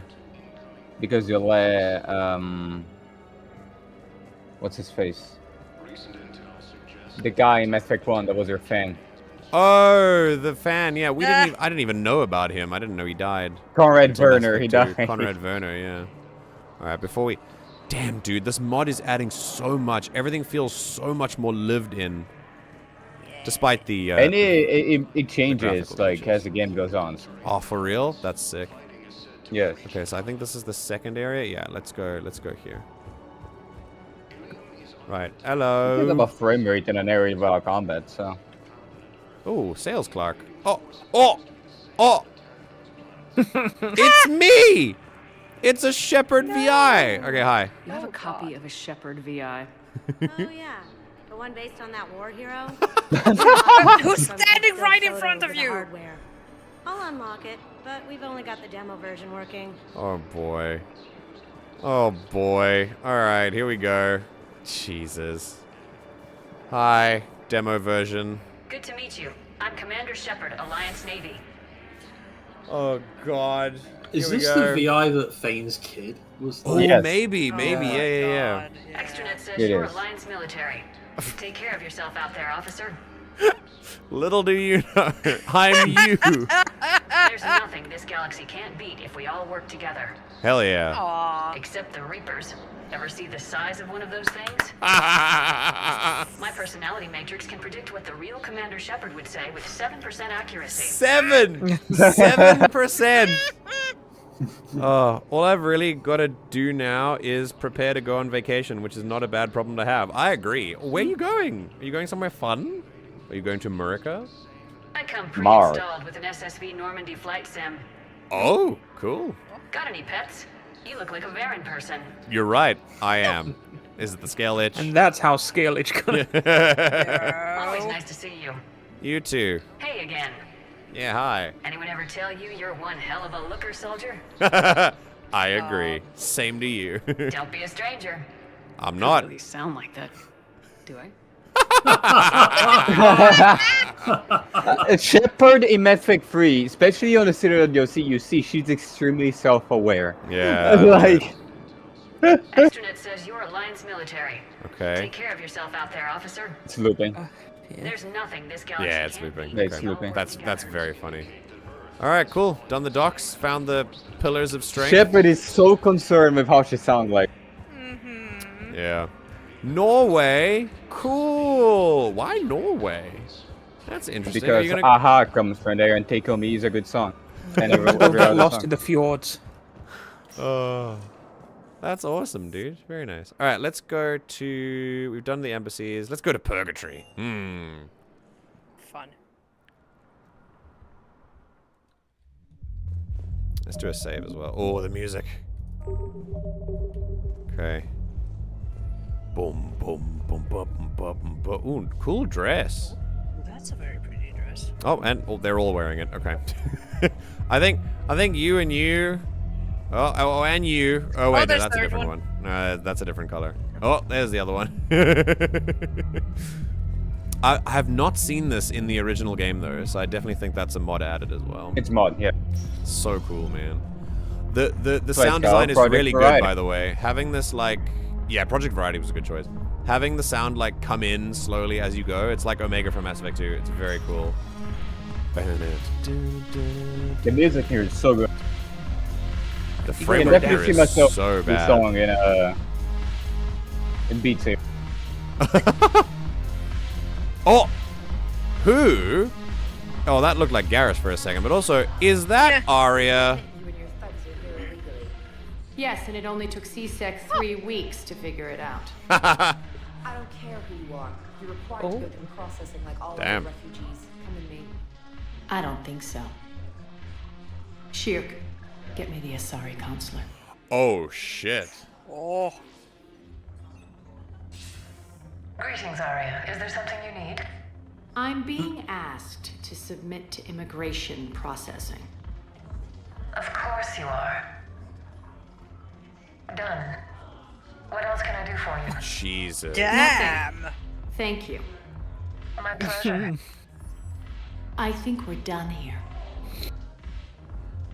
Enjoy the show, Shepard? No. I guess there's one rule on the Citadel, huh? Yeah. I guess so. I hate this place. So sickeningly uptight. Why are you here? Then why are you here? Oh. Cerberus stole Omega from me. The elusive man is now squarely at the top of my shit list. Huh. For every second I've spent in this bureaucratic hellhole. Sounds like a bit of comeuppance to me, to be honest. If you couldn't hold on to Omega, I don't know. I guess maybe you don't deserve to have it. I'm just saying. Okay, so is it time to do the Shepard shuffle? You're damn right it is. Because Erling is putting me up in his house, and also, yeah, the fjords. He came here at the beginning of the year, and now I'm going over there. Who is Erling? Do I not know? I don't know if I know this person by name. I think I might know them by gamer tag. Also, okay. So this is a very cut and dry example of corruption, which obviously you should not be a fan of. But I think what many people misunderstand is that a lot of people try and put corruption at the foot of the government, which this is. This is government corruption for sure. But it's also private corruption. Like, it is as much private industry and organization corruption as it is government corruption. And I think many people forget about the private sector's corruption in favor of the government corruption. They love to. And this is specifically a South African problem as well. As a South African, the political sphere is filled with people talking about government corruption and somehow forgetting that the whole reason we have government corruption is money, and the people who control money are the private industries and the private sector. So it is very much both, and we definitely shouldn't forget that. Oh, it's crow meat. Oh, okay, cool. Alright, I know Chromie. How did Cerberus defeat you? Deceit, distraction, and a big fucking army. They lured me away from Omega and ambushed me. Damn. I escaped, but Cerberus had already laid siege. Oh boy. By the time I could launch an assault, they were too entrenched. See the... Oh god, honestly, I'm crying. It's so sad. Ugh. Payback is hell. You know what? Honestly, yeah, payback's hell, man. If it were me, I'd want revenge. Glad to see we think alike. Oh wait, I'm talking about her. I'll get to that. Oh god damn it. Because I have a proposition. I'm listening. The way I see it, if you don't defeat the Reapers, we're all dead. Won't matter where I'm sitting. Pragmatic. It's in my interest to help you. Correct. What are you offering, Aria? On Omega, I kept the Blood Pack, Blue Suns, and Eclipse in check. Now they're running amok. Nobody wants that. Unite them under my rule, and you'll have a powerful and ruthless force for your war. I've laid the groundwork with all three groups. I just need you to close the deals. That sounds very dangerous. Okay. But needed? Kinda need everything you've got for this war. Like, one, to have Aria keep them in check, and two, to fight Reapers. Yeah. I don't listen. I think Aria's a lesser evil in some respect. If comparing Aria to Cerberus, I'm picking Aria every time. But I need like the Reapers, right? We need them. We absolutely need them. Reapers? No, we need it because of the Reapers. Sorry, it was a thought finished before another thought could start. The opposite. A thought finished after another thought has already started. Anyway, we need everything. We need everything. The problem is, when we fix the galaxy, we'll figure out about holding these gangs accountable. But we need them. We need them to focus on the Reapers. And honestly, you give gang members a greater purpose, and they'll step up because that's mostly what gangs are looking for anyway. So we need it. If they'll fight Reapers, I'll take them. Yeah. Now that's a bottom line I can respect. Meet with Gnarl, my agent who's dealing with the Blood Pack. The Blue Suns leader is incognito here on the Citadel. He'll be expecting you. And I already have a deal with Jonas Sidaris, the Eclipse leader. You just have to get your friend, Commander Bailey, to let her out of jail. Okay. You obviously don't know Bailey very well. Bailey respects you. Lean on him. I think a united force of Holding myself to another gamer poop reference. Don't you? It's always a pleasure, Shepard. Let me know if you want to talk later. Aria is certainly in this for herself. She definitely wants these people to be like... She definitely wants these people to be united under her so that she can control them once the war is over. She's thinking long-term about this, 100%. I mean, she's an Asari. But yeah, of course. She's gonna outlive this war if we survive it. However, the idea the fact remains that we need every edge we can get. And now understand that I am not an ends justify the means kind of guy. But this is not about means. These are the Reapers. This is a different kind of threat. We have to play differently. I'm not saying now that I'm willing to do quote-unquote whatever it takes, because there are lines we won't cross. But if I'm going to use like a gang of mercs to help fight Reapers, I'm going to fucking use the mercs. Like, why not?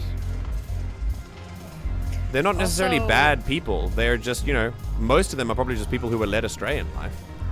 Yeah, go on, Sil. Also, she did not name the Blue Sun, no wait, which one? Blue Sun's leader. So I have some suspicions. Oh, do you think it's Zaid? Yeah.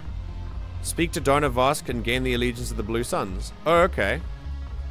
Because Zaid is the leader. Maybe he became the leader. Yeah. Okay, there's Gnarl, Dona Vosk, and Commander Bailey get the allegiance of the Eclipse back. Okay. Alright, cool. Yeah, she's also a proven leader, only ousted by Cerberus, so she can actually back up what she claims. That's also true. Yeah, I think we can trust her to lead a fighting force. At least there's that. Damn it, morale is pitiful. The troops need something to bring back their fighting spirit. Remember the stories of the Oh, the banner of the First Regiment. Nice. Outnumbered, knowing they would die, but they fought for the Empire. That's the spirit we need if we're going to hold power. Nice. Okay, let's go get it. I love these kinds of side quests that you get if you just listen to people. You're just eavesdropping. People and then you... say, like, Mass Effect 2 has very good war beam, but Mass Effect 3 does it better, IMO. Yeah. I think so too. I think the I think what's really cool about this is that people aren't coming to you. People are just voicing their grievances, and you are paying attention to the needs of the people around you, which is what a good leader does. And that's what Shepard is purported to be, a good leader. She has her ear to the ground. She has her ear to the ground. She's listening to the people, and then she gets them what they need without them having to ask her for it, which I think is great. So good leaders are eavesdroppers. Yes. Good leaders have Shepard attentive shuffle. ears. Yeah, we're going to do the Shepard shuffle in a second, yeah. Here we go. Oh, against this person, I guess? All right. Come on, do it. Oh my god, it's not the... Jesus! Oh my god! Wow. Get in there, Shepard. Damn. Okay, yeah. Amazing. That was very impressive. This is how you look like playing Beat Saber on your webcam. Oh yeah, 100%. That was great. Okay, talk to Aria. Very nice. Now we need to talk to Bailey. The Archos Lounge. Also the Archos Lounge. Shepard, the Reapers are invading Earth. Please get some help. And she's just thrashing on the dance floor. Doing fucking Orange Justice on the dance floor. Like. Amazing. Fortnite dance. Okay. What's next? Damn. Shepard was waving her hands in the air like she just doesn't care. Yeah, and there's actually, yeah, spoilers. We'll find out later. I'm gonna pin this moment as good to remember when it comes up. Okay, so we've done holding area, embassies, Memorial Hospital. Let's go to the commons. Let's go look at the fish on the Presidium. Let's go buy fish in the Presidium. Yay! We will once again let the fish survive. Interesting outfit on the Asari. Oh, that is nice. I like that cloak. Yeah, I've never seen Asari wear something Ooh, like that. look at the necklace as well. That's great. We love to see that. That's awesome. Sorry, Okay. I was more paying attention to the simulator and their computer. I mean, yes. Okay. Why are people standing in line here where there's a terminal? There's a self-service terminal over here. Combine Arsenal Supplies. Rieger Carbine. This electrical You ever weapon. wanted a flamethrower? Oh my god. Improves upon the arc pistol's design by generating a sustained current on its target. Jesus! This weapon is named for the Quarian Rieger family, whose Marines have served valiantly against the Geth. Carl Rieger. Sick. Yeah, Cal Rieger. Is this a special weapon? It's a shotgun basically, but it's a flamethrower. Jesus. What? A plasma SMG? Jesus. That's cool as hell. The Blood Pack Punisher. Oh. Looks like a Borderlands weapon. Yeah, secondary barrel that fires one armor-piercing round per main barrel burst. Oh my god. The Adas Anti-Synthetic Rifle. Gun, by the way. Named in memory of the Quarians killed in the Morning War on the planet Adas, this weapon's electrical attack has been optimized for medium to long-range firefights. A rifle. Technically, it has no rifling in its barrel. The Quarians shrugged this off, as Quarian weapon terminology rarely translate flawlessly into human languages. Yeah, fair enough. Oh my god. That's a Borderlands weapon as well. The brick in. I love the Executioner. That's so cool. My Krogan uses one. Nice. In the Terminus game. Striker assault rifle, nice. Fully automatic weapon that functions more as a grenade launcher. Oh my god! Krogan explosive weapon. This is a Krogan gun. Yep. Gee, of course it's a Krogan gun. Shotgun shredder, pistol, high caliber barrel. We might need that. Ultralight pistol materials. We definitely need this for the silencer for sure. Aquarium VI. Also, I think we might need this for our pistol as well, since we do prioritize. Look at the Aquarium VI. Aquarium. Oh, with so many exotic feast-based fish, yay! We need to this VI automatically dispenses food. Hell yeah! Gotta do missions, man. Gotta get all this money. It even talks to the fish when you're not around, leaving you free to enjoy your aquatic friends without fear of killing them. Aww. Okay, we're gonna buy the high caliber barrel for sure. Okay, cool. Something that they should track in between the games is if your fish survived, and then have the. That's true. Yeah. Fish! Ooh. Fish! Oh, Fish! some fish! Yay! Okay. Oh, they're pretty. Ooh, enhanced Also, scope. don't That's buy the nice. fish. Scald fish. Kanala Oh my means god! hen house in Finnish. Kanala means what? Kanala means hen house in Finnish. Oh, nice. The Reckoner Knight armor was originally worn by the winners of Earth's Urban Combat Championship. Oh, I think we did this, actually. This was in Mass Effect 2 as well. Okay, the Ilium Scald Fish. Mass Effect 2 was Blood Dragon armor. Thessian Sunfish. Yeah, that's true. Koi fish! Oh, I love koi fish. They're so cute. Koi are Okay, so and then pretty. with our last little bit of money, we do have this and a barrel. So They I think- already have a concentration mod. Yeah. Yeah, no, I'm thinking of the enhanced scope, but we already have our 2 slots already filled up, so I think we'll be fine. But look at it. It helps you aim through smoke. That's true. It's a thermal scope. That is true. I think I'll hold on to it for now, because otherwise, yeah, we'll see. Just in case there's something I really want down the line. Considering my sniper mods are full up with already stuff that will be useful anyway. Okay. I'm so happy. Yeah, I'm so happy that it's been a long time. Ooh, No. Oh wow. Ah. That's from the mod as well, I think. The game they were going after this game. I can't wait to play this. I can't wait to play Andromeda, to be honest. I'm very excited to see what like Do you have Andromeda? what the fuss is about. I don't know, actually. We'll have to find out. I think you'll enjoy it. Like you yourself, like you like Star Wars sequels, you like Andromeda. So. That sounds like such a roast, actually. I do enjoy the sequels, and I have reasons for them. Yeah, MJ, you're like a dumb media enjoyer. You enjoy. You've got no taste. I've never actually seen Andromeda played properly, so I might actually have to see. Oh yeah, very cool. I think that'll be Every fun. time I bring up complaints about Andromeda, I mostly complain about the open world. Remember that. Yeah. Okay, I'm only just joking for sure. The Right. Eepers. the Eepers. That's me. Chronic. That's me. A race The of Eepers. chronic sleepers, who just who come to Earth and put all organic life to sleep for thousands of years. The Eepers. There really is no one here to talk to. It's a lot of people, so I like that. But there'll be more people here once we get back to the Citadel, yeah.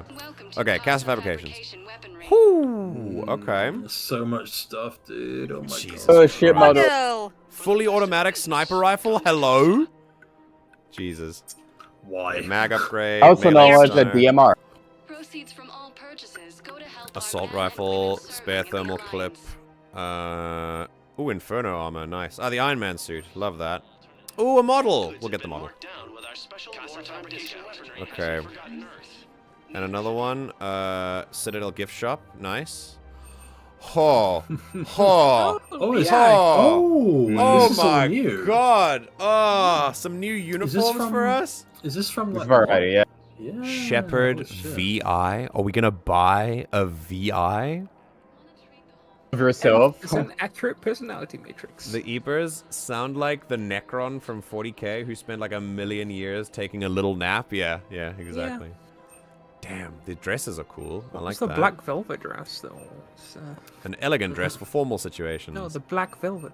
Oh, the black velvet going dress? out. Oh, down here. A stunning dress made out of velvet. That's pretty cool. I'm not really a fan of velvet, if I'm quite honest. I find it... Andromeda Initiative jacket. Oh, boy! Basic spacer travel outfit. That'd be pretty cool. Casual shipwear. Oh, what the fuck? Fucking Starfield. A shiny, like a Starfield suit. Yeah, that's great.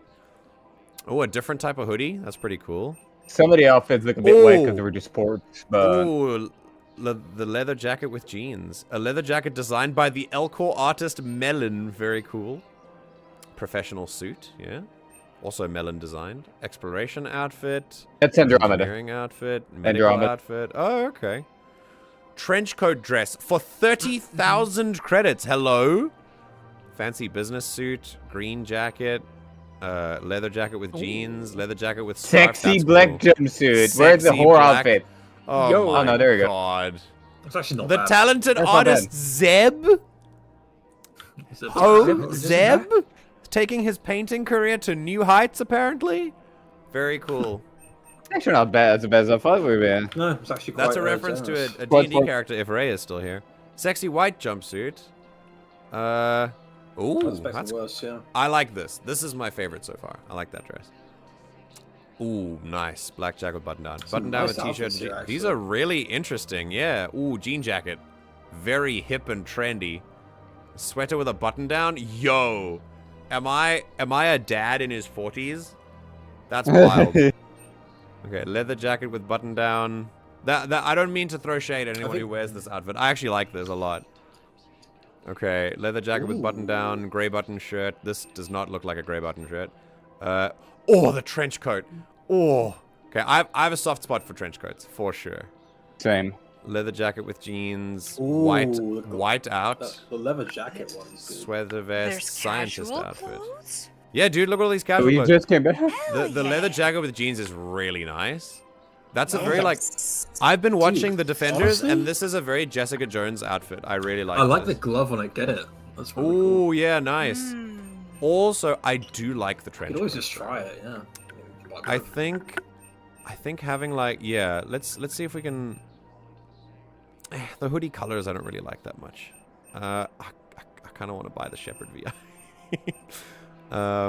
If we go with... Yeah, like the leather jacket with jeans is really nice. I like that. Really nice. We can I wanna purchase see what that. it looks like. And I think we'll grab the Shepard VI. Why the fuck not? And then we can get the maybe the trench coat or Oh fuck, the trench coat's gonna look with your rig. yeah. Let's get the trench coat. I don't know what it's gonna look like, but we'll find out. We might as well Okay. try it. Yeah. Nos Astra supporting sporting goods. Ooh, I love this gun. Oh, this gun is so cool. Oh. Very cool. Ultralight materials. Collector armor. Nice. Collector armor. Model of the Citadel. Pistol. Cranial trauma system. Oh my god. Ammunition pierces bone and explodes in soft tissue. Oh my. That should be illegal. That's but you know, we're called fighting hollow point ammunition. Yeah, that's hollow point. Yeah. Pistol power magnifier. Oh wow, increases your power damage. Ooh, something for adept classes. That's nice. Yeah, because I mean, adepts will only just bring a pistol and then just spam powers. There is so much stuff here. That's crazy. I love Mass Effect 3. There's more here. Oh, there's more. Okay. I think once you visit these terminals, can't you then just access them on the Normandy anyway? Yes, you Or can. Yeah, you don't have cost? to go by. Yeah. Oh, I think. Isn't this one the this is modified to kill Reapers. Damn. It's explosive. Yeah, it comes in useful as sniper's force. Specialized ammunition, both armor piercing and explosive. Yeah. Nearly anyone with a fabricate could manufacture this weapon to help the war effort. Yeah, Turians just like have it. It's fine. It's just you could just 3D print it, you know, at home. Yeah. That's awesome. Agar munitions. Venom Ooh, shotgun? Solarian. Hello? Yeah, Solarian weapons. Yo. Okay, pistol scopes, sniper rifle, ultralight. Ooh, ultralight. That'll be Probably great. deploy some ethically questionable war crime. Yeah. War crime bullets. Yeah, exactly.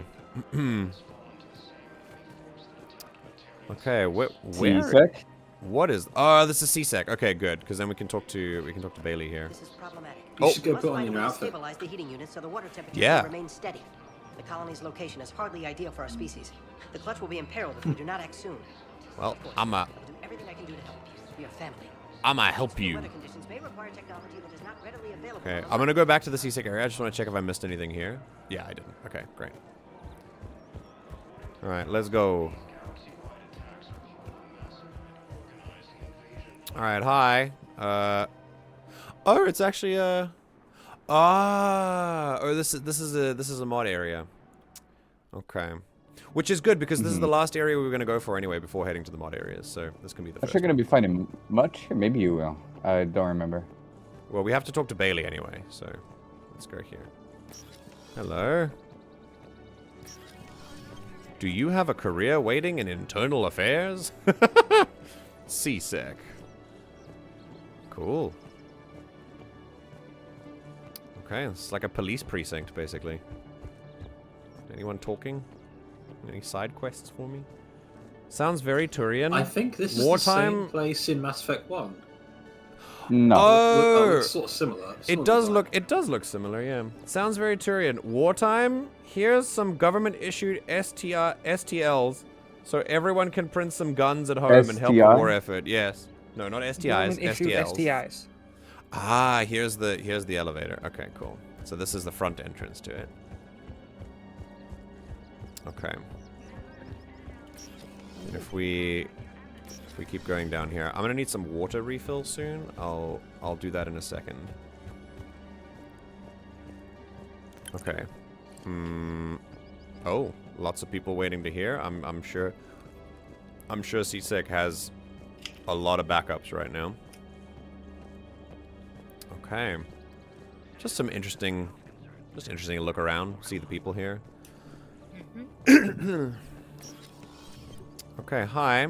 I'm looking for Bailey, if he's here. Oh my sweet lord. Yeah. Holy shit.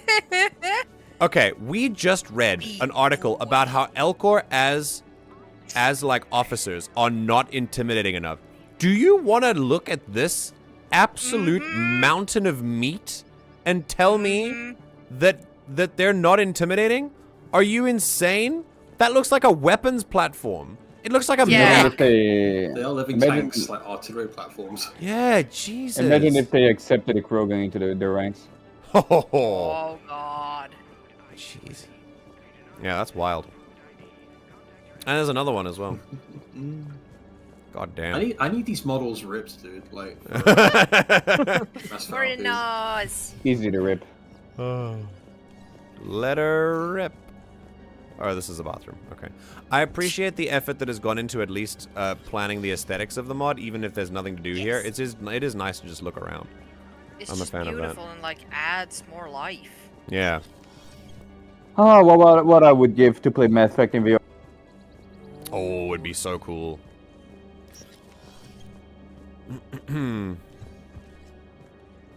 It'd be probably scary as hell. Oh, is that another top or bottom floor?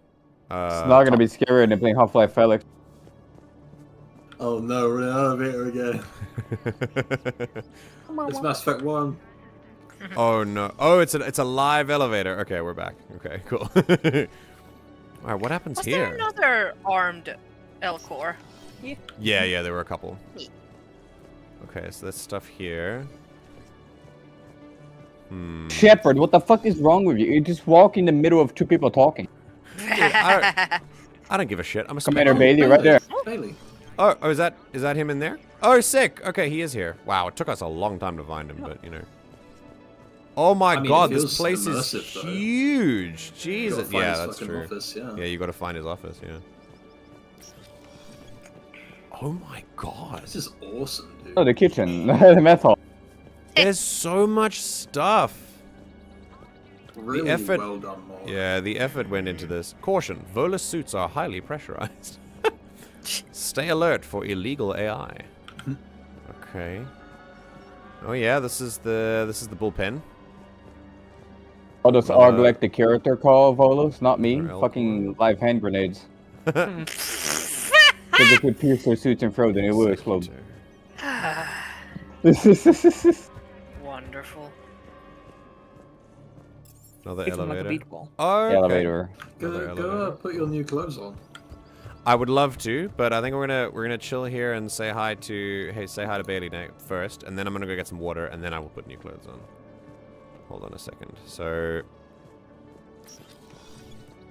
back here is him, but there's even more to explore on the other side. infinite sprint, my beloved. Okay, before I get to him, we're just gonna barge in on everyone else's stuff first. Okay, nothing else here. Nothing else here. I think that's the elevator. Okay, cool. Bailey! What's the sitch? There is no Release a anti-humanity prisoner. conspiracy here, Ms. Al-Jalani. The council's simply Oh, not no. granting interviews at this time.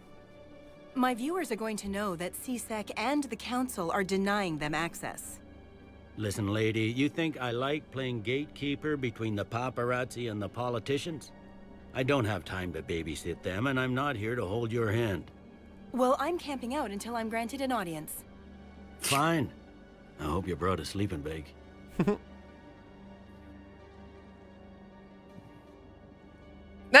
Shepard just turning her Shepard? face away. Commander, Oh. humanity has questions. Damn press. See, you're keeping the peace. Yeah, I feel like a glorified doorman. Most people would see it as a move up. Isn't wedged in here with all the stuffed shirts? I'd rather be back down on the streets. I appreciate the higher pay grade, but I'm not a political creature. Isn't Bailey like outside the Spectre place normally? Yeah. He's in the little He has a little office there. outside the Spectre place. Yeah. We were Yeah. just there, yeah. He's actually That's here. why there's a little bit of jank sometimes in the cutscene, because not only Project Ferrari is a port from the original Mass Effect 3 to Legendary Edition, but obviously everything has been moved around, so they had to redo the camera angles and everything. Okay. I'm gonna be I'm gonna give a take here that I want you to keep an open mind for. These games do a really, like, they try really hard to make you hate reporters, particularly Diana Allers and Al-Jalani. Understand that a reporter's job is to pressure people in power to give them something. A reporter's job is to disseminate truth, to find truth and disseminate it. Now, obviously, there's a lot of problem with mainstream media, and there are so many structural issues where you have media outlets that are owned by private entities and corporations that are not interested in the truth, but are simply interested in either keeping people divided by publishing inflammatory articles and things like that, or are simply just paparazzi who are, you know, scum of the earth, in my opinion. And however, what we have found, and in my experience with Al-Jalani, she, as a journalist, is still doing her job when it comes to the people in power.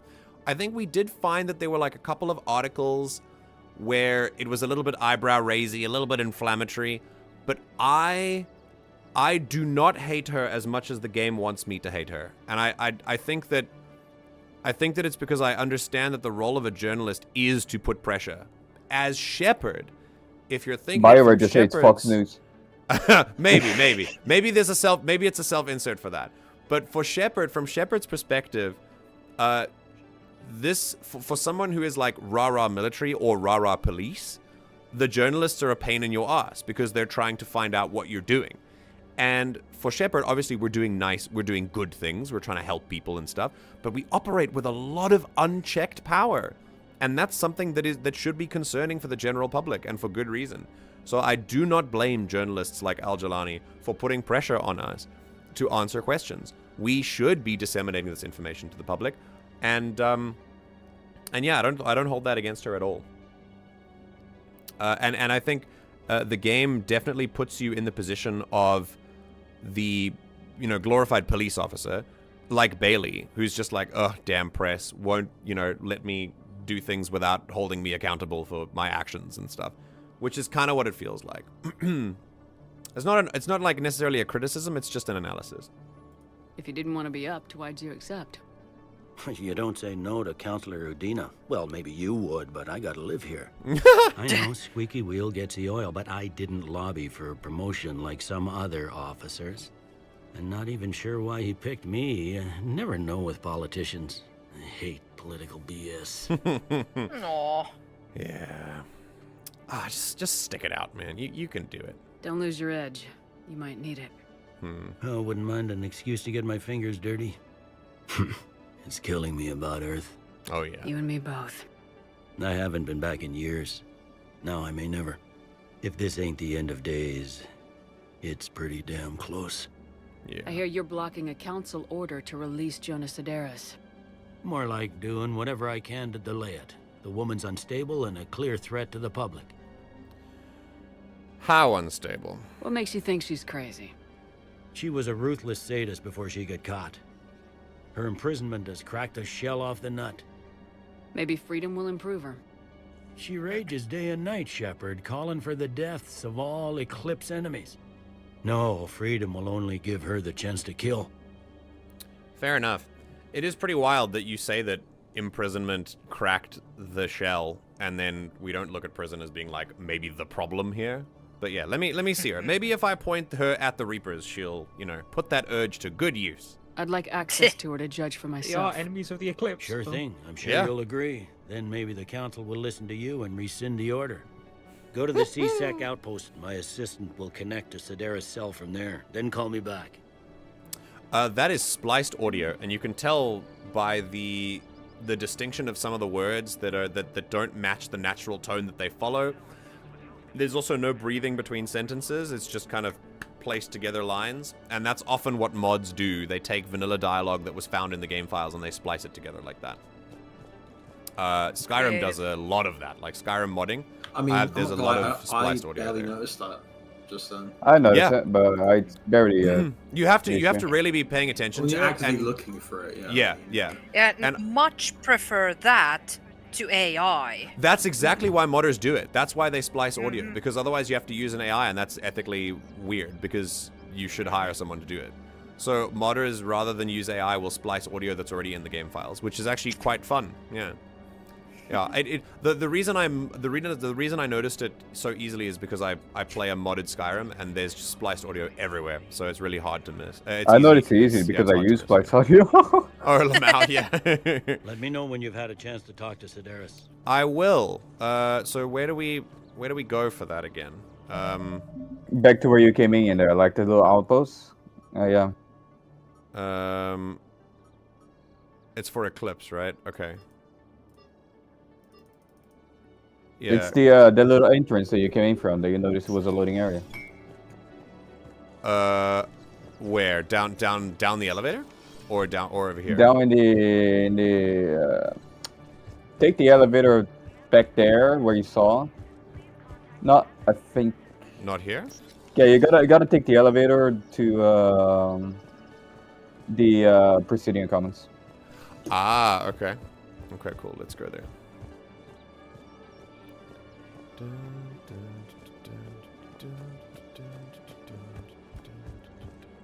I think we've explored everything though, so that should be fine. Oh, we are on the Commons. Oh god. Okay, well let's just go somewhere. We'll go somewhere and back. Yeah, let's go to the embassies, change our outfit, and then we can go back to the complete the quest stuff.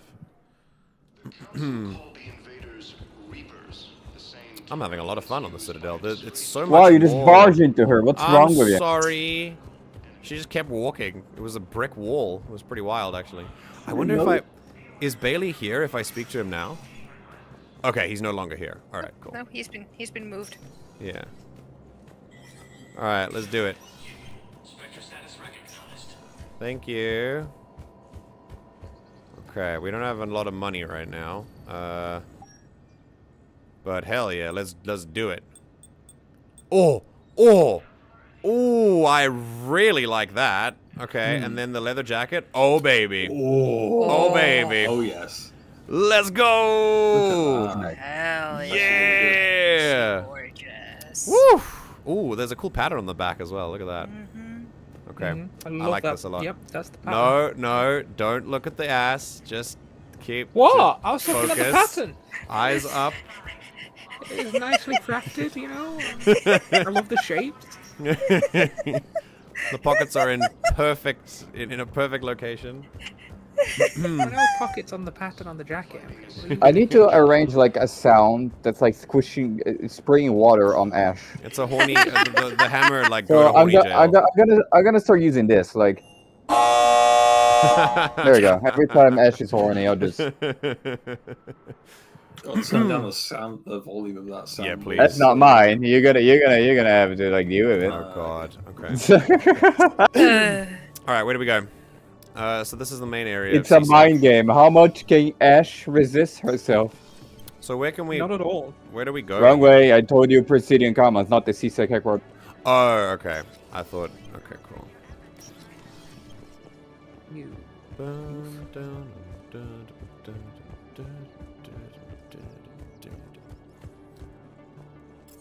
I still need water.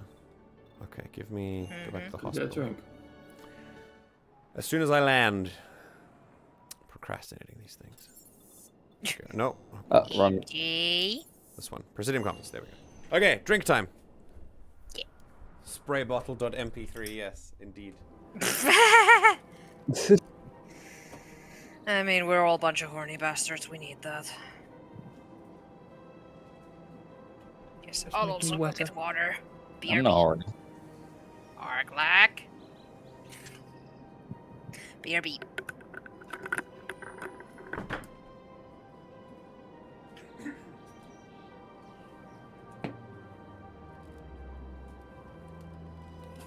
All right, now what?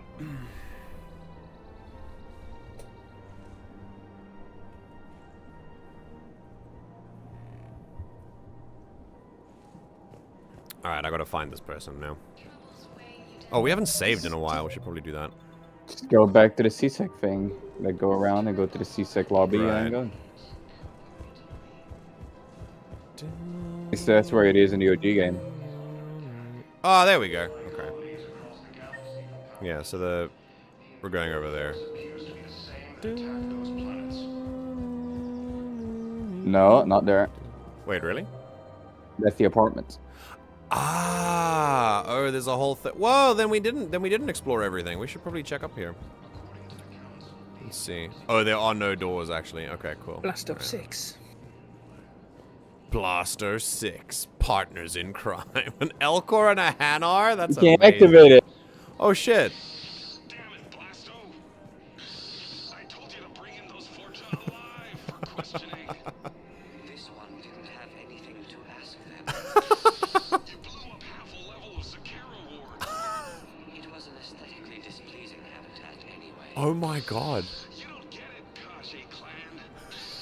Ever since they found Ezo on the Forja homeworld, the council's been trying to make nice. Bottom line, you can't touch the Forja.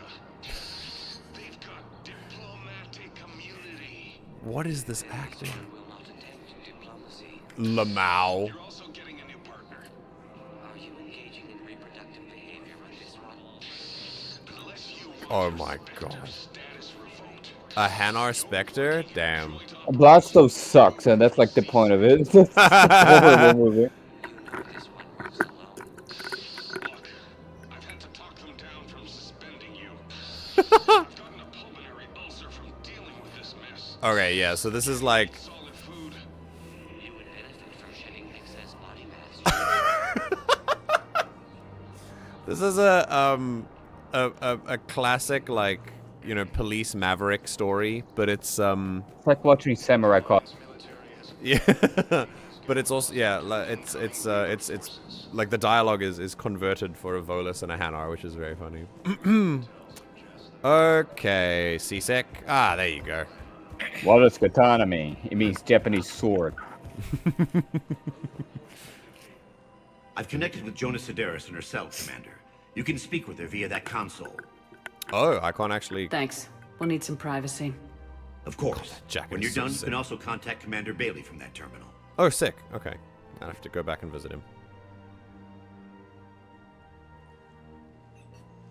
Okay, hi. Not spying on me now. Ah, I see. Oh boy. Good. Aria's indentured servant has finally come to deliver me to freedom. I want to talk with you before I secure your release. Yeah, what is that outfit? X-Men. You have no choice. That is an X-Men outfit. And when I get out, heads will roll. Oh, yes. You've killed a lot of my people. Don't think I've forgotten that. Reapers. Reapers. We're keeping her focused. You have to move on. And I will, once all my enemies are dead. I love holding all the cards. Even in here, you must deal with me. I have all the power. No. Is that right? Yes, same second-in-command is a weak-willed toady. If he had balls, he'd leave me to rot and take control himself. But he won't defy me. He knows better. Now get me out of here, Shepard. Tell Bailey to release me. Bailey, I've seen Sedaris. So she's crazy, right? It would be ridiculous to let her out. So, yeah, we haven't... So here's my thing. We haven't had a chance to actually tell her... So this is really stupid on behalf of Shepard, honestly. Like, we've literally... That jacket looks really good. Oh, yeah, I like it. We've literally been here. We are tasked with asking her to to come out while, so that she can fight the Reapers. That's it. And Shepard has not once mentioned that to her. So I think that's a giant misstep, that we haven't had a chance to persuade her to actually go for the enemy before like, securing her release. So in this case, you can find another solution. Yeah, exactly. When we leave her out, if we release her, she will kill people before the Reapers. And I just can't, we can't do that, right? That's my line. However, for someone who said, no, Thomas, for someone who said, also, hi, Thomas, for someone who said, I have all the power, she did provide me with another solution within that, whole spiel, in that she does have a second in command. And if I can convince that second in command to take control, then to Aria, I don't think it'll matter. So let's see. She's a menace. Let me try to make this problem go away. Sounds good. I'll hold the line until I hear from you. Okay, who are we gonna talk to now? Yeah, what are we gonna do now?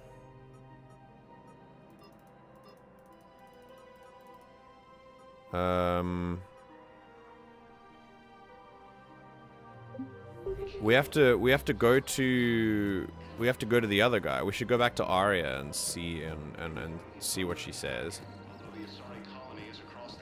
But I think, can you activate all of these? No, you can't. Okay.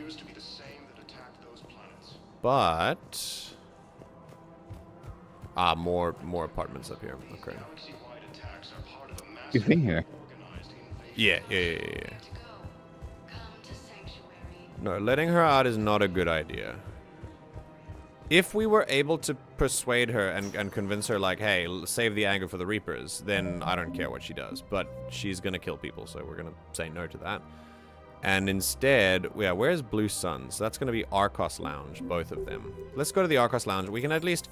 I want to go back to Aria with good news, at the very least. So let's go to the Archos Lounge. Imagine the fit that Aria would throw. If it came without good news. Yeah, dude. Can you imagine? Oh, boy. Oh, wait. This is Mass Effect 1. Yeah. This is the bar from Mass Effect 1. Sick. We fought through here many times. Also, note, no ambient sound except for the music. And that's it. Modded area. Very mod, yes. Because something that Mass Effect 3 does, like, default to just cram everything into one area. Yeah. Oh, here's Dawn of Vosk. Hi. Wow. Aria wasn't kidding. The great Commander Shepard on a leash. I'm here for my own reasons, Vosk. Oh, sure you are. Don't anyway, quote tell give her a I'm poop. impressed, but to do business, I still need my little problem taken care of. Which is? A Turian general named Oraka has it out for the Blue Suns. He's raising a stink over our activity in this sector. I'll commit my gang to Aria as soon as Oraka's dead. Jesus, dude. No, we're not a fucking mercenary. There must be more to Oraka's complaint. We're just making little raids along trading routes. With Aria's blessing, I might add. Oraka's just some military During military effort? retirement to relive the glory days and justify his existence. Losing him won't affect your war in the least, but gaining the Blue Suns, well, you know. Oh yeah, let's kill a Turian general for like a bunch of gang members. Yeah, it doesn't matter. So, like, despite the fact that... Despite the power balance between the two, like gang members versus a general in an army, I just because we quote unquote need them in the fight against the Reapers does not mean that we are prepared to do like we're not prepared assassinate to a Turian official. Yes, correct. But also like the main point that the general point that I'm making is I'm not willing to give these people all the power in the arrangement. This is a negotiation. This is not a I'll do whatever it takes to get you on board. Because I have other allies I can look at. This is not the last ditch effort that I have, and so no, I will not kill for you. You seriously think I'll assassinate a Turian general? Aria seems to think so. Or else, why would she send you? This is a scary voice. She knew the price. That's true, The two yeah. of you work it out. I just... Oh, and, tell Aria I still expect her blue ass in bed with me. Nice. Cool. Oh, look at that Vorcha in the background. Oh, yeah. I think this man's not going to have any testicles after Oh, that. boy. You knew about this? Can you be more specific? Darner Vosk expects me to kill General Oraka. Who cares what Vosk wants? What he needs is for Araka to stop disrupting his operations. I figured you'd talk to Araka, see if you can get him to lay off. And if he won't listen to reason, call me, and I'll take care of it. Yeah, that's the same thing. You'll kill it. So we're gonna talk to him. I don't see the distinction. The distinction is that I'm giving you the chance to save his life. Right. See, she's not all Why bad. didn't you just tell me this yourself? Vosk needed to see you, needed to realize who he's dealing with. Plus, if I have to suffer that scumbag staring at my tits one more time, I might have to kill him. You mentioned that, That I'm going to sleep with him? We all have our delusions. Okay. So once again, as we've seen before, this is a power move for Aria. She wants to look good. She wants to look like she can command Commander Shepard around, and in a way she is. She can, because she is doing it right now. But the Reapers are also going to kill people. No, the game they're playing is rated 18+. Excessive gameplay may affect their life. Yes, I was reading Thomas, the bottom right. That's right, but that doesn't mean that we need to do... We are trying to save the people that this Eclipse person wants to get out and kill. So, either if we let her out, it's not a case of we let her out and they die, or we don't let her out and the Reapers kill them. It's a case of we let her out and they die, or we don't let her out and we try and find other allies. There are, like, this isn't, like I said, this is not the last time that we can look for allies. This is actually the first time that we're searching. So we can afford to be a little bit more picky. Men, get ready for trouble. Oh boy. not here for that, Sane. Just want to talk about Jonas Sedaris' release. Oh, he's here. Great. Okay. You go on saying? You're the one coordinating that, right? My idea, you know. Aria came to me looking to gain Eclipse support. I'm leveraging it to bust the boss out. Yeah, brother. Just do it yourself. What do you mean? She's in prison. And Bailey's not letting her out. Just be the guy. Saying you should run Eclipse. Yeah. Huh? You can do it. Leave Sedaris locked up and make the deal with Aria yourself. Aria would be a step up. And you think she'd let me run things? I think she'd let you think you run things. Yeah. Right. Oh god, then camera. That's the plan. Keep Sedaris in jail. Little offset. I'll call Aria right away. Nice. Modding Mass Effect is a pain in the ass, by the way, because Yeah. you don't get... Whoa! Hey, what the fuck? You were saying? You can say that Because again. you don't actually get, like, visual feedback on what's happening unless you're... They're floating. They're floating as well. Look at that. That's great. Because, Alright, like, so... when you mod Mass Effect, you don't actually get visual feedback on what you're doing unless you're actively testing the game, like by Yeah. loading the save. Because everything is done for, like, scripting.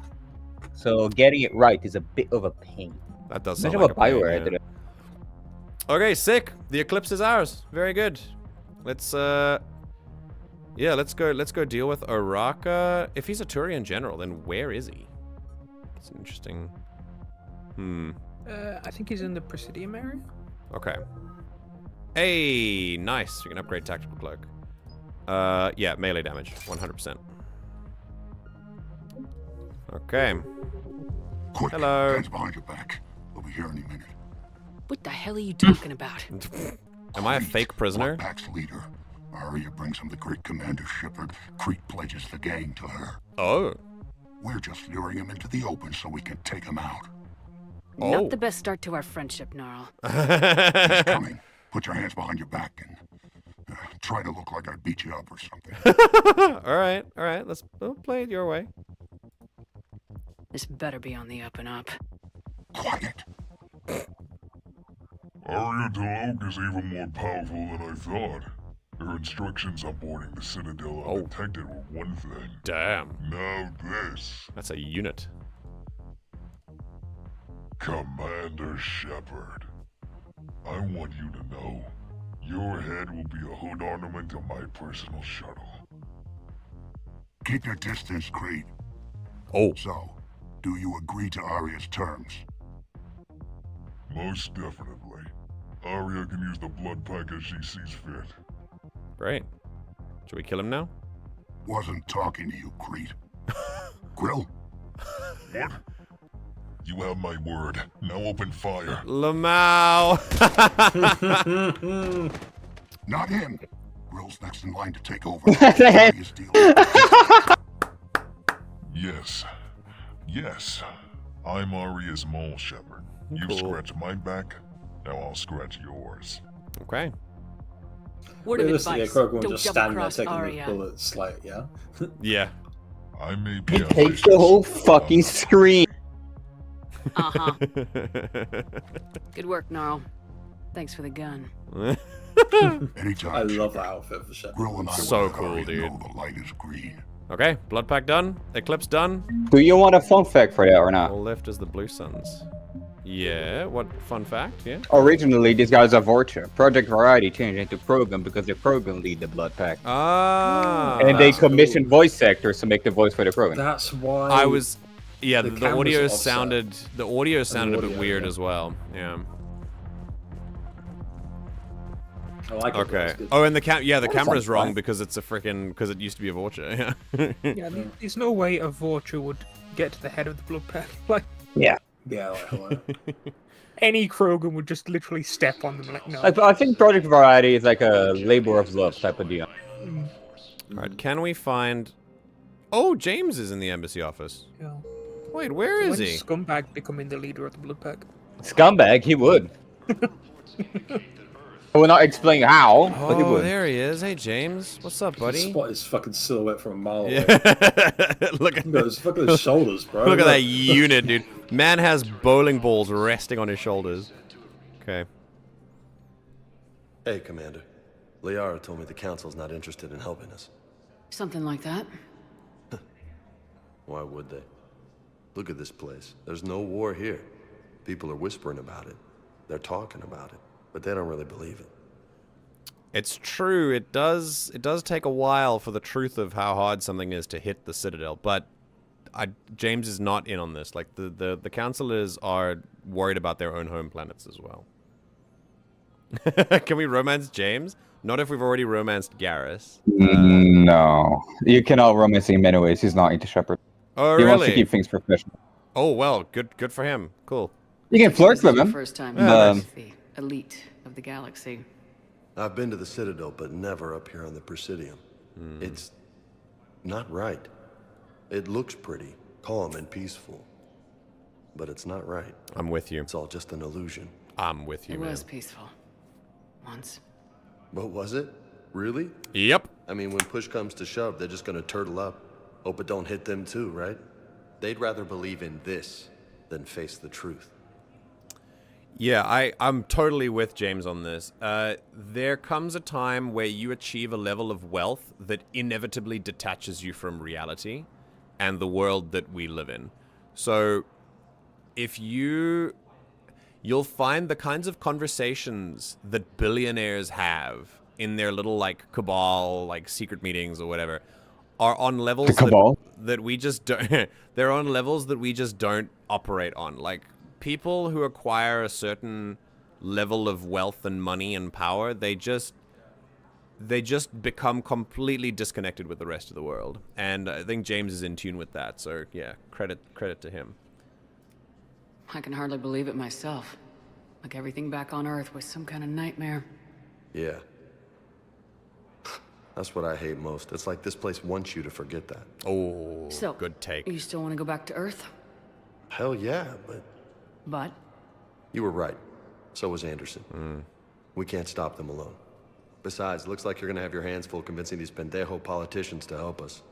And I'm up for it. Whatever it takes. Glad to hear it. I'm gonna head down to some of the lower levels where they keep it real. You got some spare time? You should come and find me. Maybe I'll do that. Yes, sir.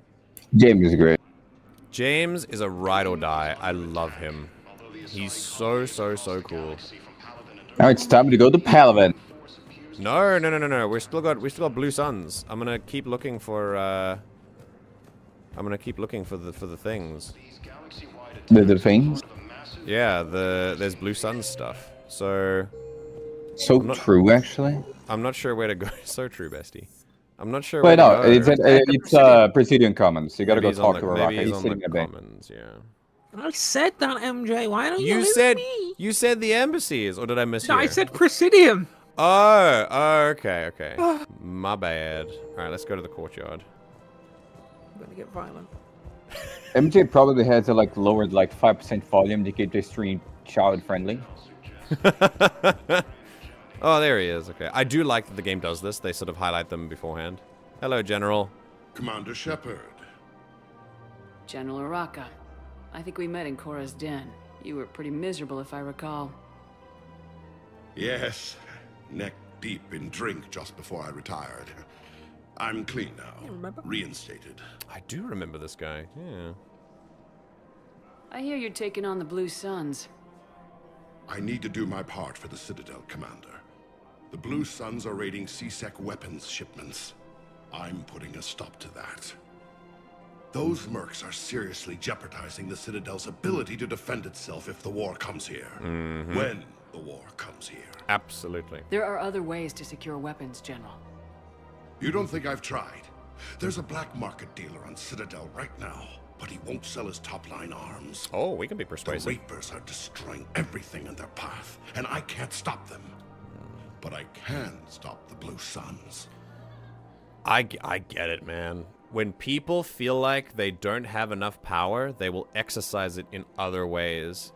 I think one of the most effective examples of this that you can see is online discourse. I've said this. In fact, I think I could probably quote the clip that I made of this. Online discourse is often so strongly about people exercising power that they don't have in the real material world in an online digital space. When people fight like their life depends on it for these for these very surface deep issues that they put a lot of investment into, that is and people get really chronically online about it as well a lot of the time. That kind of behavior is an exercise in power because they feel powerless in their real lives, in outside of that digital space. And here we have a good example of that as well. The general feels completely powerless with the Reapers, and so he is exercising his power and autonomy with the Blue Suns. Very natural response. We're gonna go talk to that black market weapons guy. Let me see what I can do for you. Yes, sir. Councilor was gonna hold his hand for a sec. I'll have a plan of action ready if things fall through. Sorry, you reminded me of Garrus. Okay, where's the black market? Pigeons on the roof. 6. There are pigeons on the roof. Look at that, and they look like alien pigeons as well. They got frills on them and stuff. There are no fish, but there are pigeons. Come on. Pigeons on Who brought the Presidium. pigeons here? Someone come with a box and set them free. Oh, this is the black market guy. Okay. Difference is that Probably this helps guy keep the, is insect populations down.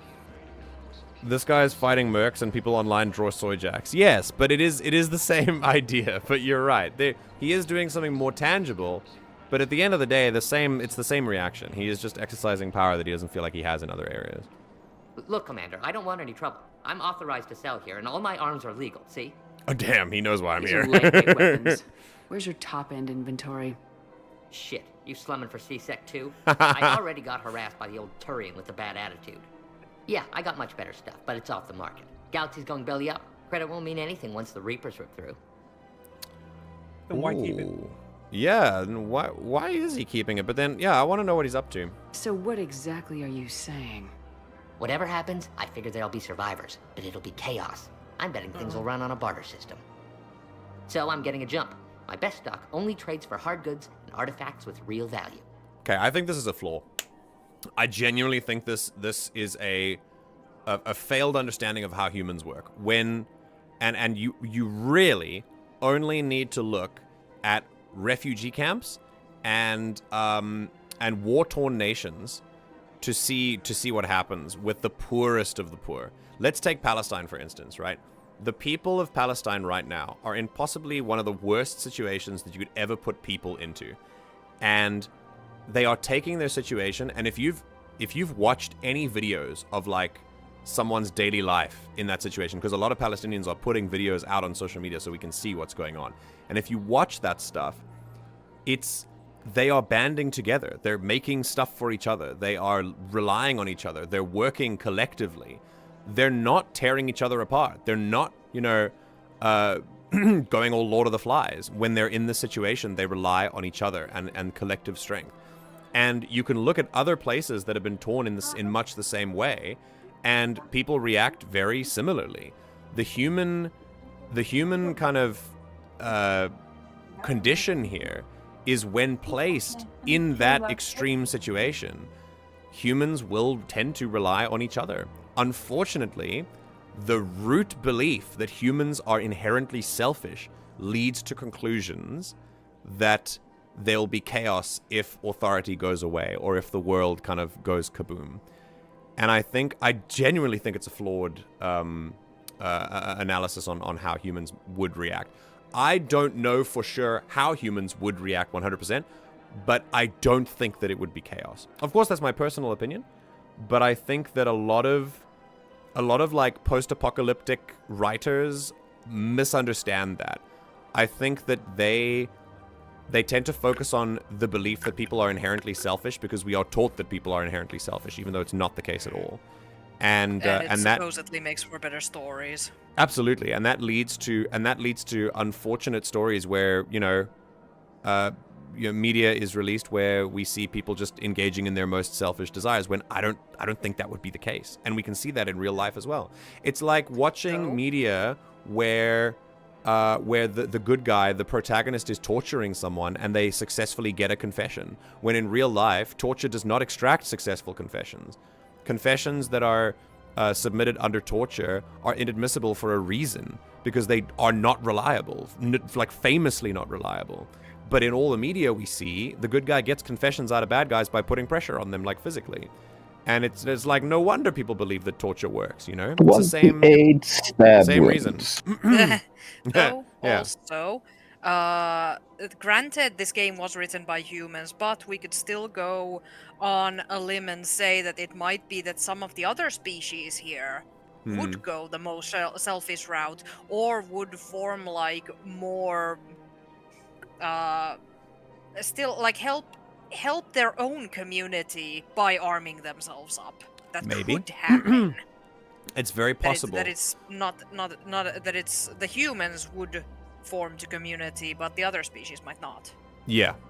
What I'm basing this off of, obviously it's a human-centric perspective, and that's entirely possible that different species would react differently. But from what we found, the intergalactic governments are still capitalist, very much like humans would be anyway, as we are now.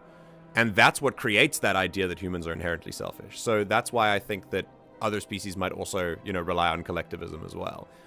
But obviously I don't know for sure, but that's based on my analysis. But yeah, it's entirely possible that other species would react differently. Post-apocalyptic writers, you say? Yes, and I would say this is actually advice for you, Zareth. I think if you want to really put a really interesting spin on your book, have places where people are not selfish. Let them behave like humans would if they were put in these kinds of situations. Of course, there would be selfishness, but I don't think it would be as rampant as people think that it would be. So what gets me access to your top shelf? Heh, Turian just waved credits in my face and then spat on it. Nice to see you have flexibility. If you find any rare pieces when you're out saving the galaxy, bring them back. Then I'm happy to share my top stock with CSEC, no problem. Outside of that, I gotta stick to my guns. Okay. All right, fair enough. Then I guess we gotta figure it out. Also, the cheeks on that Solarian are impressive. Not the ass cheeks, the face cheeks. Big mouth.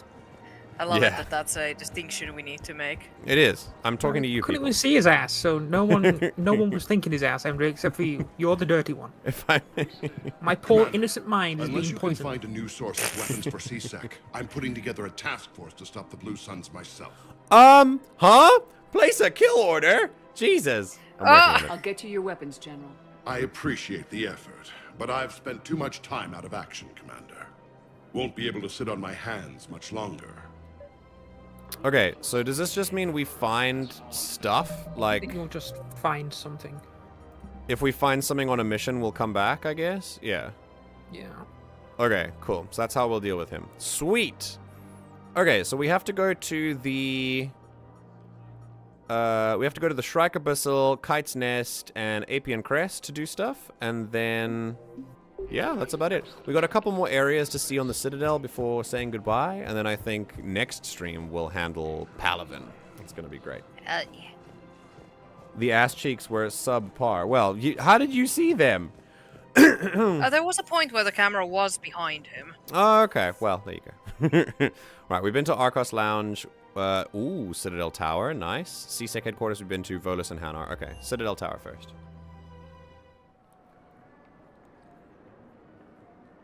See if there's anyone interesting here. Ah. We've been here before. Oh, baby. I love fake reflections. Look at that shit. Ah, so cool. All right, so how this works, if you're interested, is a single image is placed behind the window to look like it's a reflection. But if you're paying attention to it, it just looks very, very weird. Watch Dogs 1 did this. The first Watch Dogs game did reflections like this. And it was very funny because in all the reflections you would just see like incorrect and it would really mess with the eyes. But if you're looking at it like this and you're not paying attention, it looks great. But if you're looking down at it, you're like, wait a minute. So yeah, it's interesting. Little tricks. Because making real reflections would be a lot of effort. I don't know if there's actually anyone to speak to here. If it's just we're just kind of walking around. There was, but there was at least one game that, instead of reflections, they just rendered in the world twice. Oh god. Oh, Jesus. That sounds worse. Like they rendered in like the room the mirror was in twice and just did it like that. That sounds very like expensive graphically. But I guess it'll work. Okay. I'm still trying to find people to talk to. I think what these mod areas are meant to do. Oh boy. Oh no. In an attempt to be intimidating, you're coming with me. But he's talking to another He's talking to Elcor, Elcor. so They won't have to. do that. You're right. Yeah. God. There's me preparing for an entire role-played conversation between two Elcor, and we can't even hear it because they're discussing the intricacies of geopolitics, and we can't hear it because they're sniffing at each other with their noses. And it's too low pitch. Yeah. Oh. Okay. I appreciate this visually. I think that's the intention for us here, which is fine. Worth it. Also, infinite sprint is great because it means we can get around here a little bit easier. Yeah, like I personally love exploration in games, but I don't want to do it if the movement is frustrating and or slow. I agree. I think with Mass Effect 2 there was a big problem with like the casual running because you would have to stop and like every now and then, and it gets annoying after a while. Not that the areas are super big in Mass Effect 2, but still. Okay. Y'all remember when we fought a jumpy boy down there? That was pretty cool. Okay. 2 more places. Volus and Hanar Embassy. Is just visual appreciation.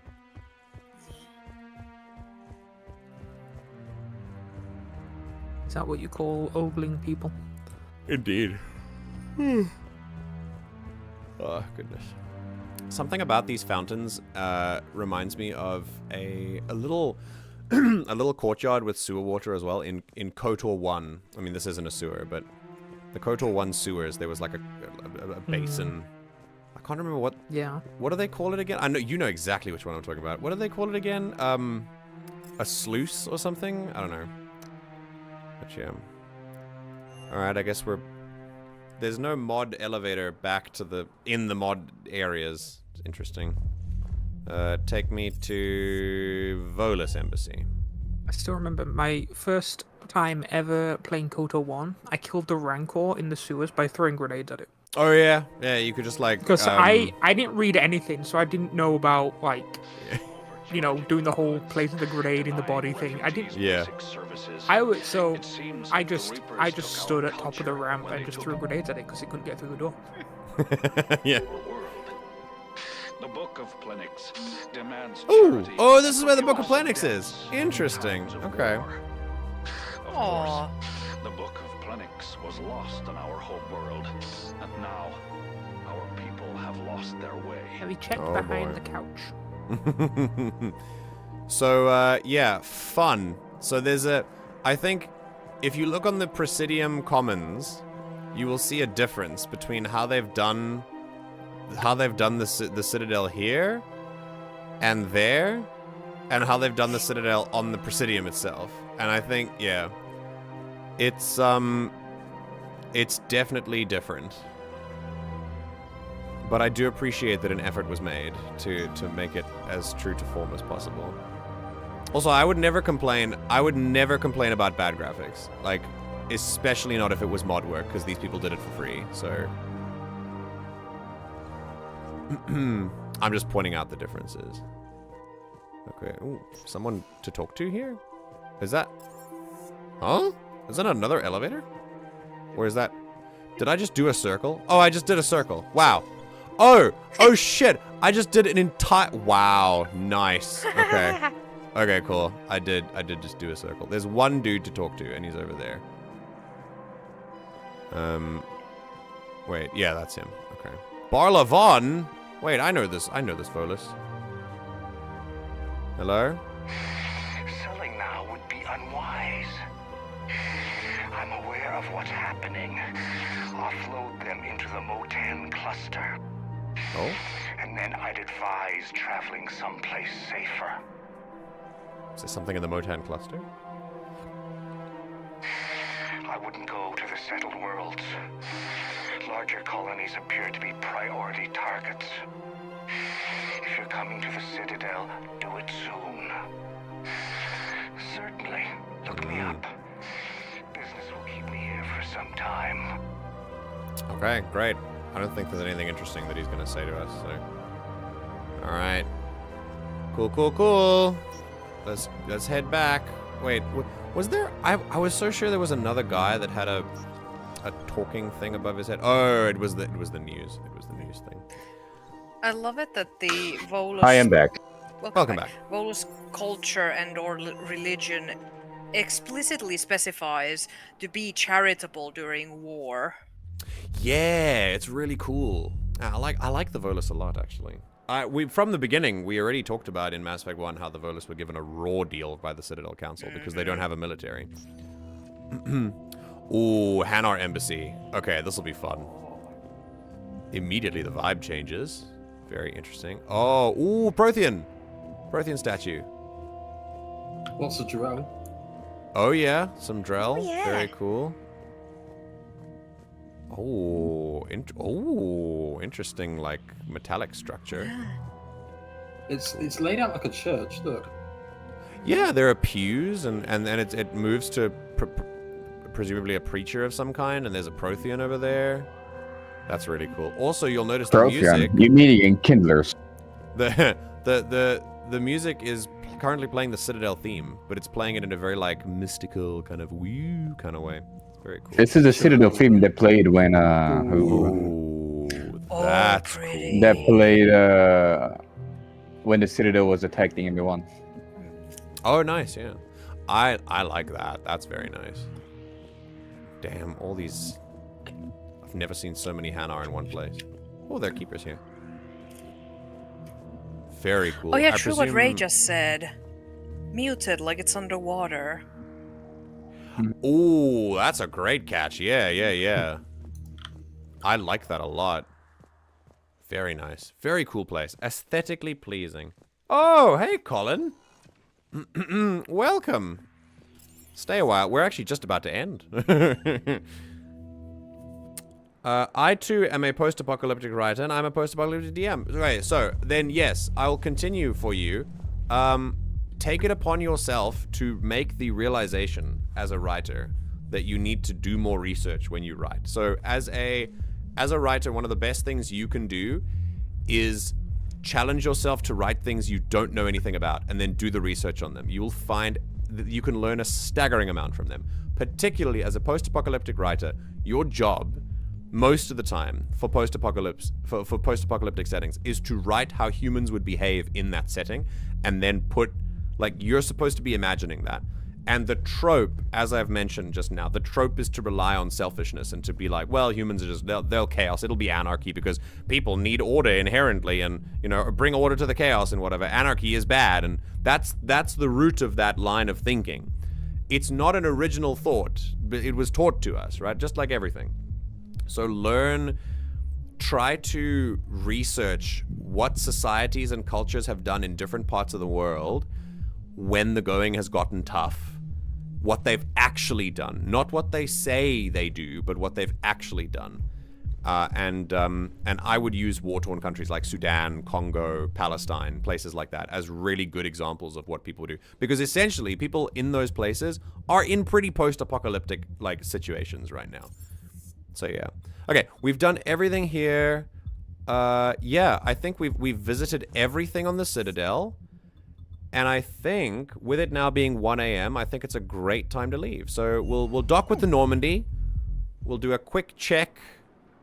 We'll do a quick check on what's going on there, and then yeah, then we can come back later. When we come back, I want to go around and do some of the bonus quests, and then we'll head off to Palaven. That will be our plan. I want to make sure we do the side quests as soon as possible. It's gonna be a long game. Assets and stuff.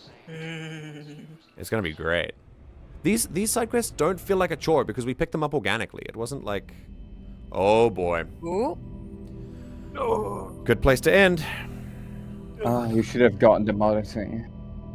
No, I like this. This serves a purpose for me. I'll explain later.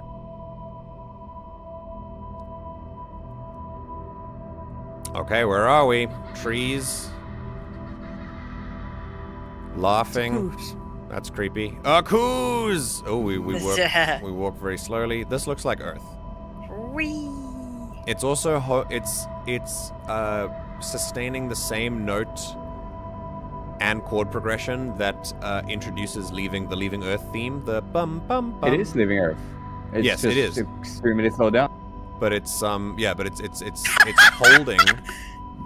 It's Thanks, Finland. Ray. Yeah, it's Finland for sure. Oh shit, there's a kid. There are a lot of trees in Finland, so it could be. Yeah, but the music is just slowed likely to down be for Canada. sure, and very muted, and it hesitates on these notes. Yeah, to show dream sequence, but also to kind of hold where Shepard is in this moment. So this is Michigan? Okay. Michigan. And hey, that's the same kid. Same plane we saw. Reaper explosion.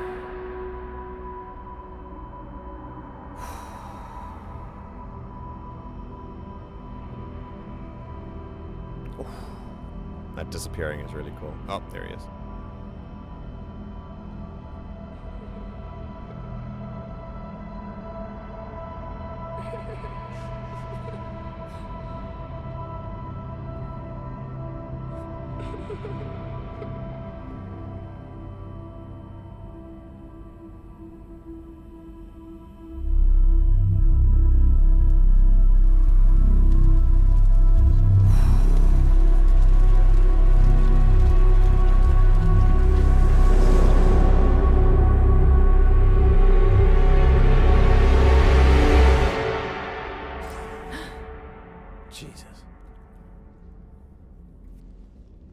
Oh god. Oh.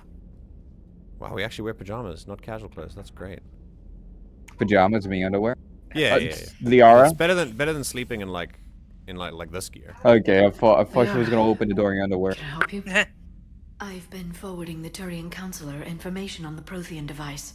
Oh, cool. It can't be built without Council support, but he's not budging until their Primarch is safe. Palaven. I know.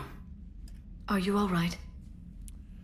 Yeah, we are not shutting down. We are opening up when we need to. Okay, just very quickly.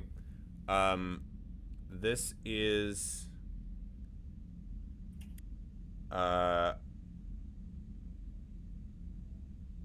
this is the first of many moments, which I'm not going to talk about in the future because, of course, this is not how the analysis works. But this is the first culmination of Shepard's regret at leaving Earth and her survivor's guilt at how she got out, but this kid didn't. And this kid is a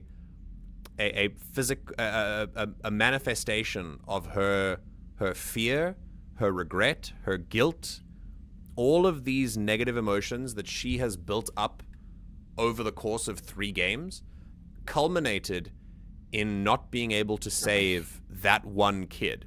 And we often put our meaning and we often put our feelings into individual acts because they help us connect more than like giant, big events and stuff like that. It's hard to personally connect with a Reaper invasion, but it's much easier to emotionally connect with a kid that you didn't save from the Reaper invasion. And this kid is now a manifestation of that in Shepard's dreams. And it's just, it's well done in my view. And I think it works really well. As a narrative device, it's very impactful. You see, not only with the music and the sound design and sort of the laughing in the background and things, but visually as well, everything's slowed down. It's like you're running really slow. It's like a dream, so very much like a dream sequence. It's really nice. And then when the kid turns around, Shepard reaches for them, and they are set on fire, knowing that Shepard is doomed because Shepard cannot save everyone. And that's survivor's guilt specifically as to why am I chosen for this? Why is it all on me? That is something that I think Shepard has had to wrestle with for her entire career, basically. From going off to Saren until now, we are treated as the main character of the galaxy, and that would drive anyone up the wall. And I think that's catching up to her now, for sure. Oh, it was you who joined by accident. Okay. Well, you can always chat to us. Yeah. My world has already passed that. They've already rebuilt a society. Oh, okay. Sick. Yeah, that's the kid from the beginning. Yeah, exactly. Yeah. It hadn't been pointed out, but yes, no, it is the kid. Yeah. I know there's stuff going on here, but before the stream ends, what kind of food should I order in? Is there a Korean place near you? Can you get like Korean fried chicken? Because then you should. Absolutely. I have thoughts on the nightmare sequence, but not until the last one. Okay, cool. Well, yeah, save them for that. Because you are the main character, sweetie. Listen, I know I am, but we're talking about how this would impact someone if they were treated that way. It would give them not only an insane god complex, it would either give them an insane god complex, or it would give them the biggest pressure and guilt that the galaxy's ever seen, and we're getting both. It's wild. Oh man, not here. I need to go into town. Oh, okay, well, fair enough. What's near you? What are the options near you? What are you feeling like? Okay, we're gonna absolutely open up to Liara here. She is, to be honest, she's the only one who's really been connecting with us emotionally here. So we have to, yeah, we're gonna lean on her. Not much else for the people on your crew right now. That's true. There's more to it than that, isn't there? What's really bothering you? Talk about the kid. It is about everyone back on Earth. When the Reapers hit, I could hear people screaming in the streets below me. We left a lot of them behind. Damn. There's no way for you to save them all. But I know you're doing everything you can, and you'll get back there in time to help. I hope you're right. Don't blame yourself, Commander. Commander Shepard, I'm Specialist... Oh. Oh, hi. I beg your pardon. I thought you were alone. I was just leaving. I really like her Commander facial Shepard, model in this I'm one. Liara. comm specialist Samantha Traynor with Alliance R&D. Hello. I was part of the team retrofitting the Normandy Oh, after she's you very turned it cute, over to yeah. the Alliance. It's a female Inquisitor voice in Dragon Age. Yeah, if I were Liara in that situation, I know that obviously like the game has to progress, but if I were Liara and a friend of mine was unpacking like that with me, I think Liara, not Liara, I'm not going to like criticize her for it, but because, you know, the video game's going to video game, but I think one of the better ways that you can handle when a friend is unpacking that kind of stuff is first listen, and if you feel the need to respond, obviously we try and intervene when it comes to things like self-harmful behavior. So like when they're self-deprecating, just nip that shit in the bud and be like, process nicely. But allow them to be a little messier as well with it, you know? Like let them get there on their own, but without like, you know, hurting themselves in that process. But also things like, you know, if Shepard were to outright say, it's my fault, just intervene in that. Just go, no, it's absolutely not. But if I were Liara in this instance, before jumping to solutions and advice and like assurances too quickly, I would let the moment sit for a moment and just listen, see if there's anything more that Shepard wants to say. Because as soon as you open your mouth to speak, you lose the opportunity to learn if there was anything more that your friend did have to say. Silence is a really, really powerful tool of emotional support for your friends. And that kind of active listening is really effective and can be, especially when someone is opening up to you. So yeah, before you jump to assurances are very important, but what's more important is to let your friend come to validation on their own, not look to you for external validation. So yeah, there's like Indian, kebab, chicken places, the usual suspects of McDonald's, Domino's, etc. Okay, I think chicken. I will second Alfred's decision here. I mean, I know Alfred then said Indian, but before you said chicken, so I went with chicken.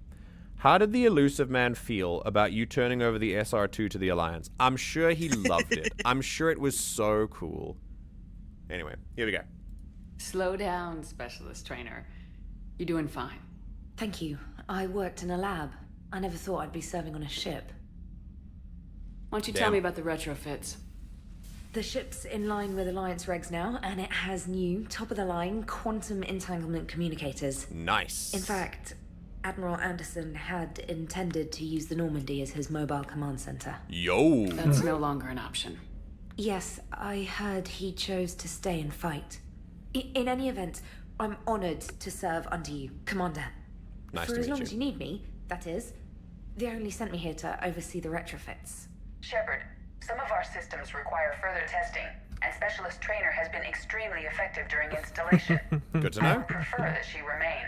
Yeah, of course. Got it, Edie. Oh, wait, since when does a virtual intelligence make requests? She's not. Edie's an AI.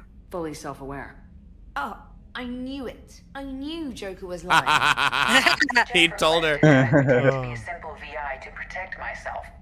I apologize for the deception. Thanks, Edie, and I apologize for all those times I talked about how attractive your voice was. You'll be impressed by the new upgrades. I'll come back later. In the CIC, you'll find the galaxy map where you can set the Normandy's destination. Yeah, fish. You can also check your messages at your private terminal. Oh, thanks, Kelly. The War Room houses a strategic command center for mission-specific intel and Where analysis. War Room? Cool. No. The shuttle bay contains an armory where you can modify your equipment between missions. What about Finally, the jacuzzi? Liara has set up a lot of hardware down Shut in the old fuck office up. on deck 3. I think she's claimed that room. Or Shadow Broker stuff, yeah. There you are. Still the same ship as before, it just flies Alliance colors now. Very cool. Speaking of which, I believe Admiral Hackett would like to speak I to you. thought she said the same shit as before. Same shit, different. Do you see a jacuzzi in this fucking ship? Didn't think so. Udina updated me on your meeting with the Council. Sounds like they're running scared. No, we're empathy. They're all worried about their own planets. The Reapers are attacking everyone, not just Earth. We did present them with a lot of unknowns. They're feeling threatened and want immediate solutions, not theories. Theories are all we've got right now. What's your plan? I'm trying to get the Turian Primarch for a summit meeting with the Asari and Solarians.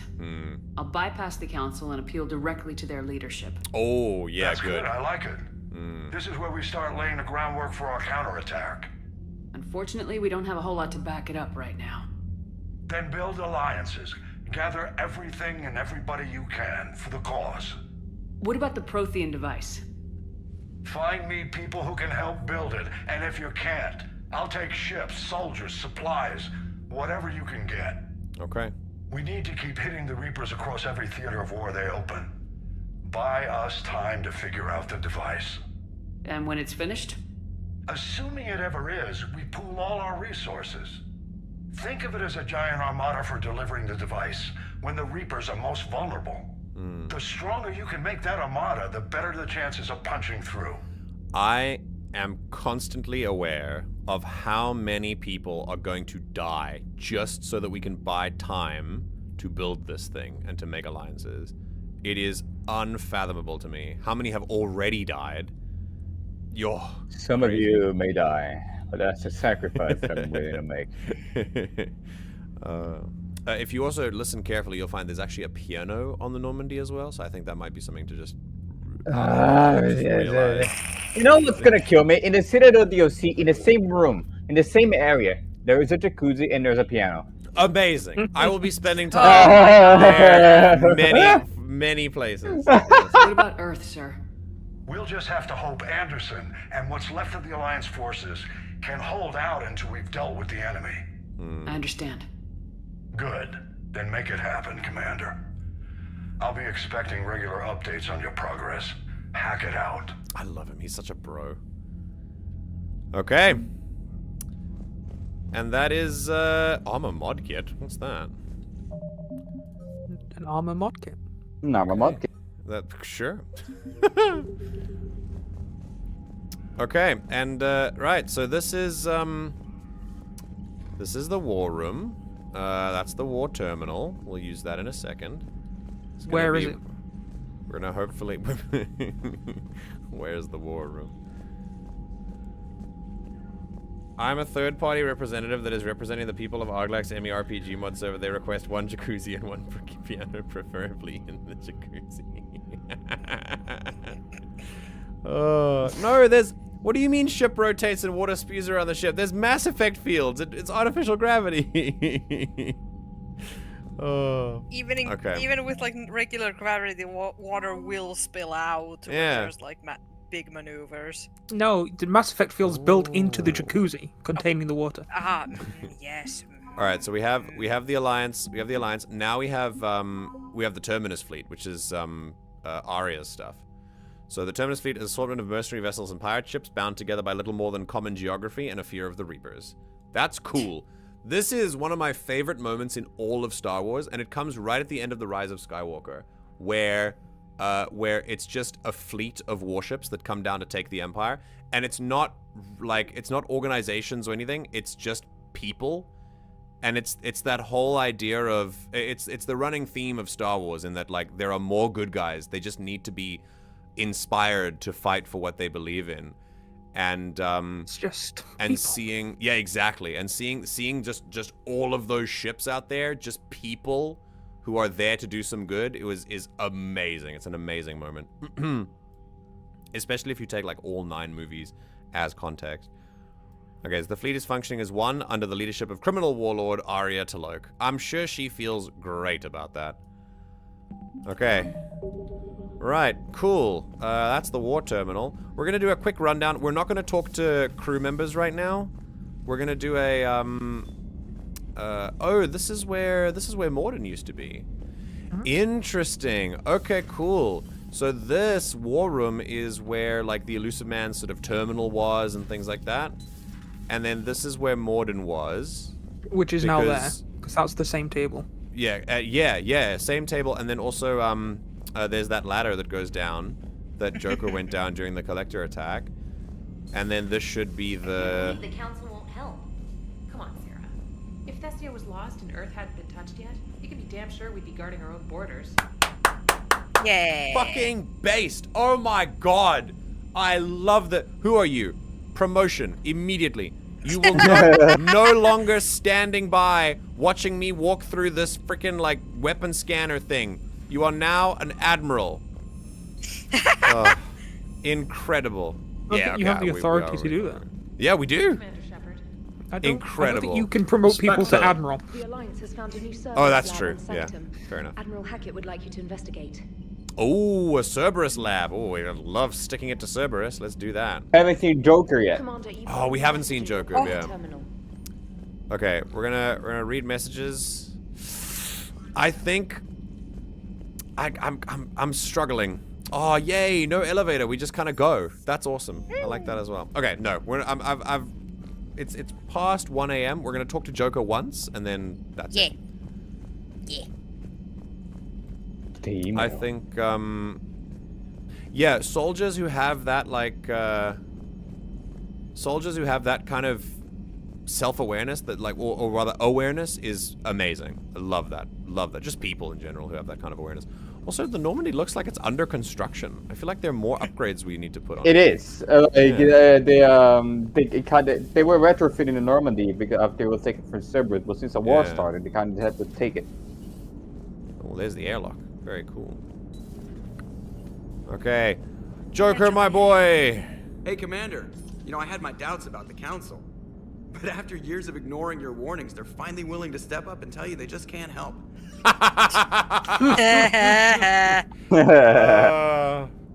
Yeah, they're also worried about their planets, man. They're doing everything they can. Did they at least validate our parking?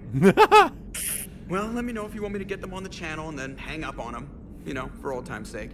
Oh, I love him. Love him, love him, love him. Oh, also, can't you close the like blinds in there as well? Wait, really? If you, I think it's to the right of Joker. And it's above you, yeah. Oh, it's above you. Wait. What do you mean it's above me? Somewhere near Joker. Somewhere near Joker. Okay. I don't know where it is. I've seen it before. I know what Ash is talking about. So maybe it's not available yet because the Citadel is right outside. Maybe. Maybe, yeah. Okay. All right, and with that, my friends, what a lovely We're gonna read some emails. Yeah. What a lovely lore-based episode. We walked around the Citadel. An episode for visual appreciation, and we're gonna check out everything else this game has to offer us on Saturday.